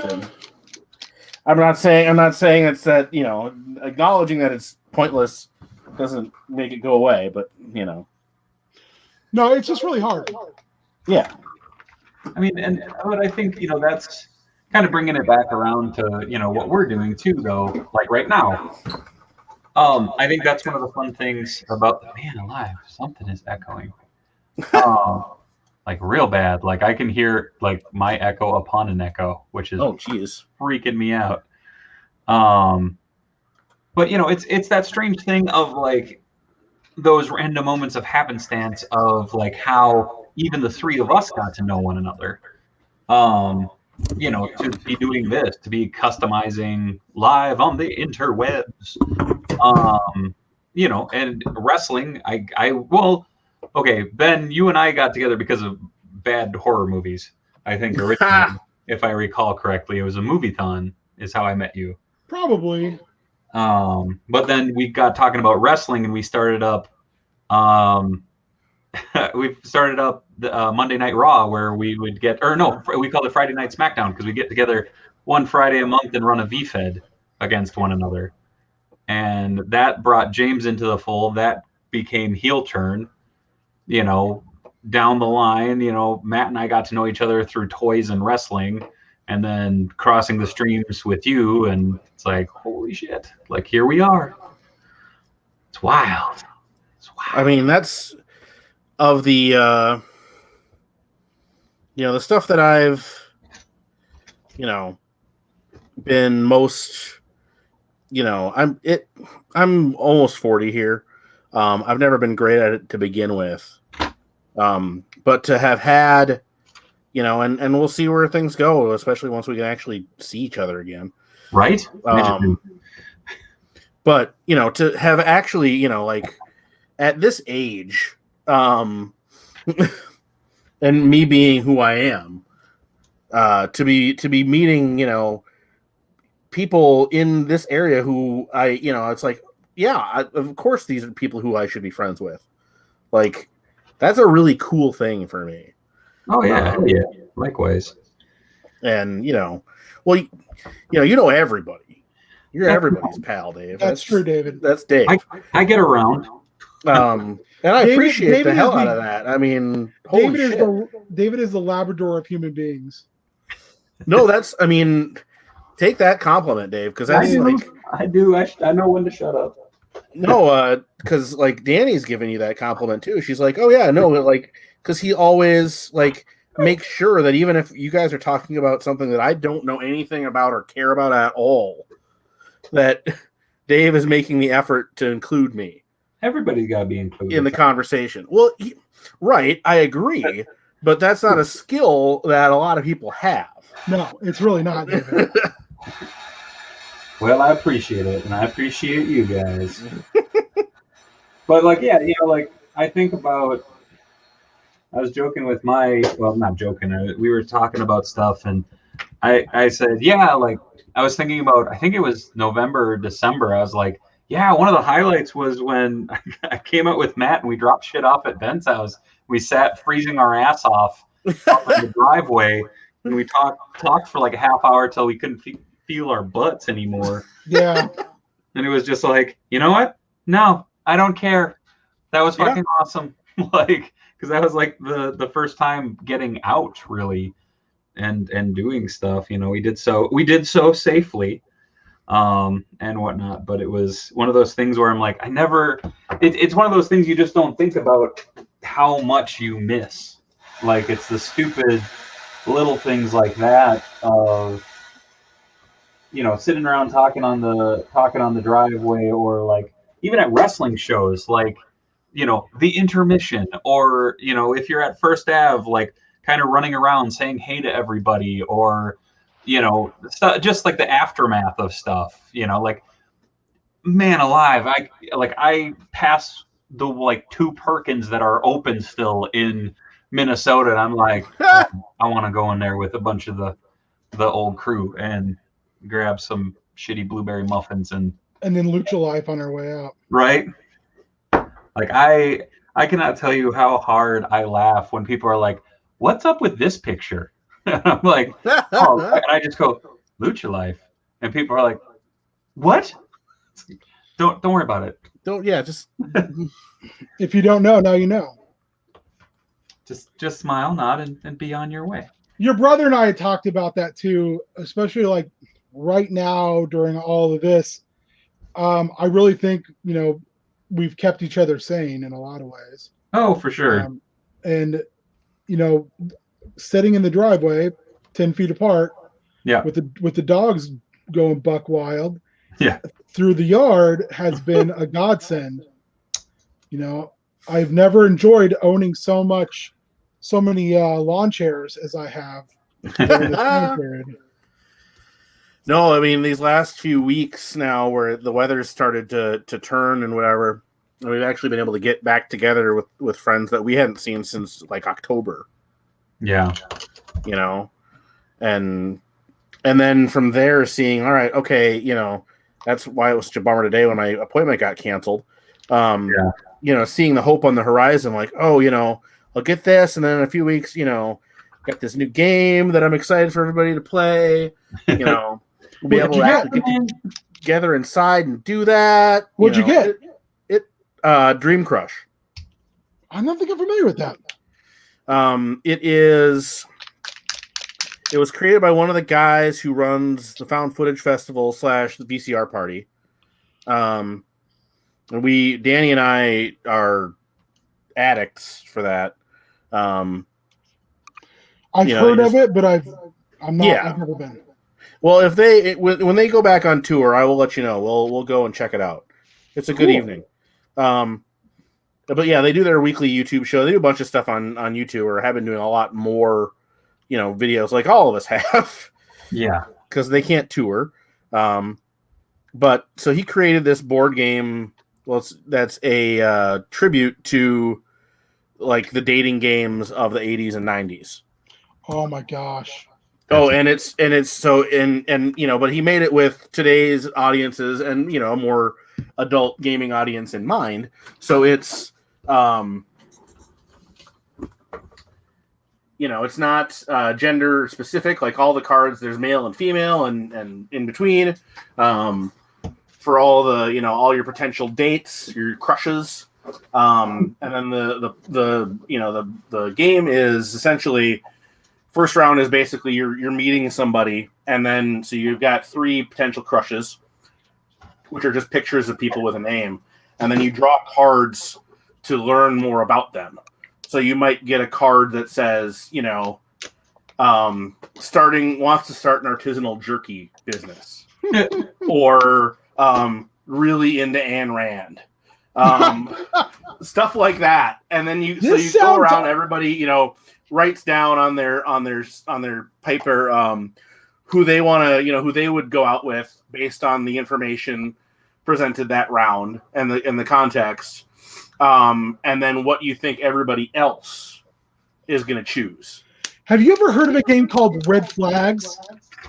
It sounds. I mean, I haven't, but it sounds like it would be similar to that. Yes, we used to play it all the time. Yeah, so it progresses from there. So like it's your second time, it's like, oh, you got to go check out they're doing an open mic night, and then you find out a new piece of information about them, and okay, who am I going to go out with this time? And then it progresses, and like the last round for the game that they played as like a demo was, all right, it's the apocalypse, and you two need to repopulate the earth. And stuff like that. So yeah, I mean, I'm very excited to play it. I think it's going to be real fun. Just a fun pick up and play. And then someday I'll get my my Book It set. Oh, in the mail. Book It is amazing. Oh no, I definitely enjoyed playing it with you and James for all the headaches that there were on that particular vehicle for it. But that convinced me. I'm excited to actually play that in person. It's great. My new expansion should be coming soon. Yes. I'm thoroughly enjoying right now. Ben has a hell of an echo, but it sounds like Jack Nicholson's Joker in the '89, like money, money, money, like that thing going on. And I'm just like, I don't care how this gets fixed because I'm just enjoying this. Like if Party Man started right now, I'd be Bob, you're my number one guy. Like legit. That's just what's all right. So thoughts. Oh damn. Ooh. My camera sucks. No, that's looking good. I like that. Yeah, I got to do the eyebrow, the blue eyebrow, but that's it. Although I'm also tempted not to do any eyebrow. I mean, Beastman, I think, works either way. Screw it, unibrow. Yeah, I'm just all the way across. Quite there yet. I sculpted the boot and the glove. Oh, nice. Put some paint. So I don't know if the gold is working on the as the hair highlights or not. Yeah. Matt and David, yes, who sir. is your favorite invader? Invader? Yeah. Ooh. Union Jack. Yeah, I was gonna say Union Jack. I mean, like you can say, you can go to like the standbys, but like Union Jack's just a fun fucking character. It's an amazing costume design. Yeah, like really solid, and it manages to feel. Because I think that's a John Byrne design. Yes. Mm. That is the Golden Age with Baron Blood. That Baron Blood story. It manages to feel Golden Age without being a Golden Age design. After that, he wasn't really an invader for long, but I really love it. It's a little ridiculous, but I've seen some of the Golden Age stories, and there's some really cool art in there with the Destroyer. Oh man! Yeah. Oh, the Destroyer! I've just got the Kirkman. I finally was like, I had it somewhere, but I just was like, I saw it in collected format, the Mac story. Yep. And I was like, all right, I need this. It was $3. So Yeah. Fucking grab it and run. it's so good. Yeah, there's part of me that absolutely loves the Human Torch. Like, Oh, yeah. it's just dude on fire. Like, if we're not doing repeats here, like Union Jack would be number one. Like, ever since I've been a little kid, I thought that was toyetic as fuck. Like, it was just an amazing looking costume. I had the Marvel Gold crap one. Oh, dude, or no, that wasn't a Toy Fair mail away. It may be one of the two, but oh boy, it's horseshit. Rough. And yet beautiful. I had made my own legend not too long before the first Target exclusive one came out, which was also not good. He's had what, 2 figures now, 3 figures? 2 legends, and then the old Toy Biz one. Yep. Yeah. God dang, that's wild. The well, and I like the current iteration of the character a lot too, where he's the working man's superhero. You know, he's a sign painter and he lives above a grocery store. Yeah, it's fun. And there was a Christos Gage had a great Union Jack miniseries that I liked a lot, where it was like, here's all these like D-list villains that they're bringing in to basically do a terror attack on the UK. And, you know, here's Union Jack teaming up with Sabra and the Arabian Night, who are Israeli and where's the Arabian Night Saudi. So they hate each other just on principle. So he's working with them to try and stop this terrorist attack. Great little mini. Man, on that lovely note, we are down to 4 minutes, fellas. So we'll start with the returning third man, King Ginger. Where can people find you, King, on the interwebs? Man, that's a really good question, David. That's fair. Follow his at Heel Turn Radio. Yeah, Heel Turn Radio, Gnome World United. Matt so eloquently put it earlier, we're hoping to wrap up our Star Wars thing this week so we can get it up and on the channel. Otherwise, it's down in Outland every other Monday. Come watch the group of shitty little kids who are now trapped on a kaiju island. That was an adventure last time. They about died on 4 different occasions. It's really funny to listen to Warrior go, I'm going to kill that dinosaur and I'm going to take its eyes. And I'm like, okay. And then in 2 rounds go, I have no hit points. That sounds like a personal problem. Matthew, where can they find you? Enhancement Talent Clothing and Gear in some variation or another on Twitter, Instagram, and Facebook.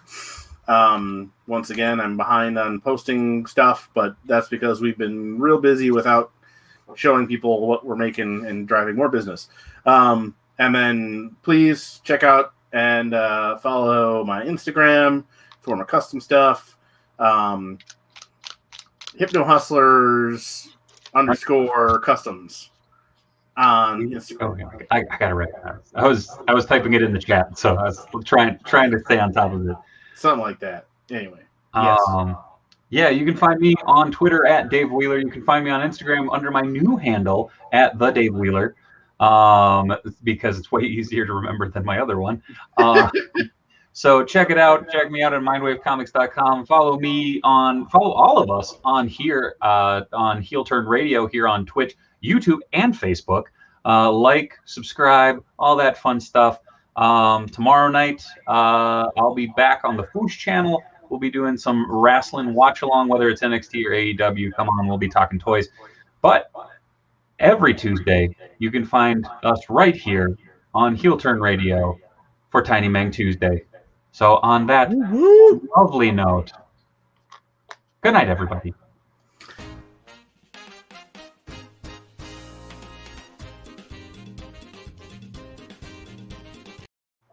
I'm messing with you guys.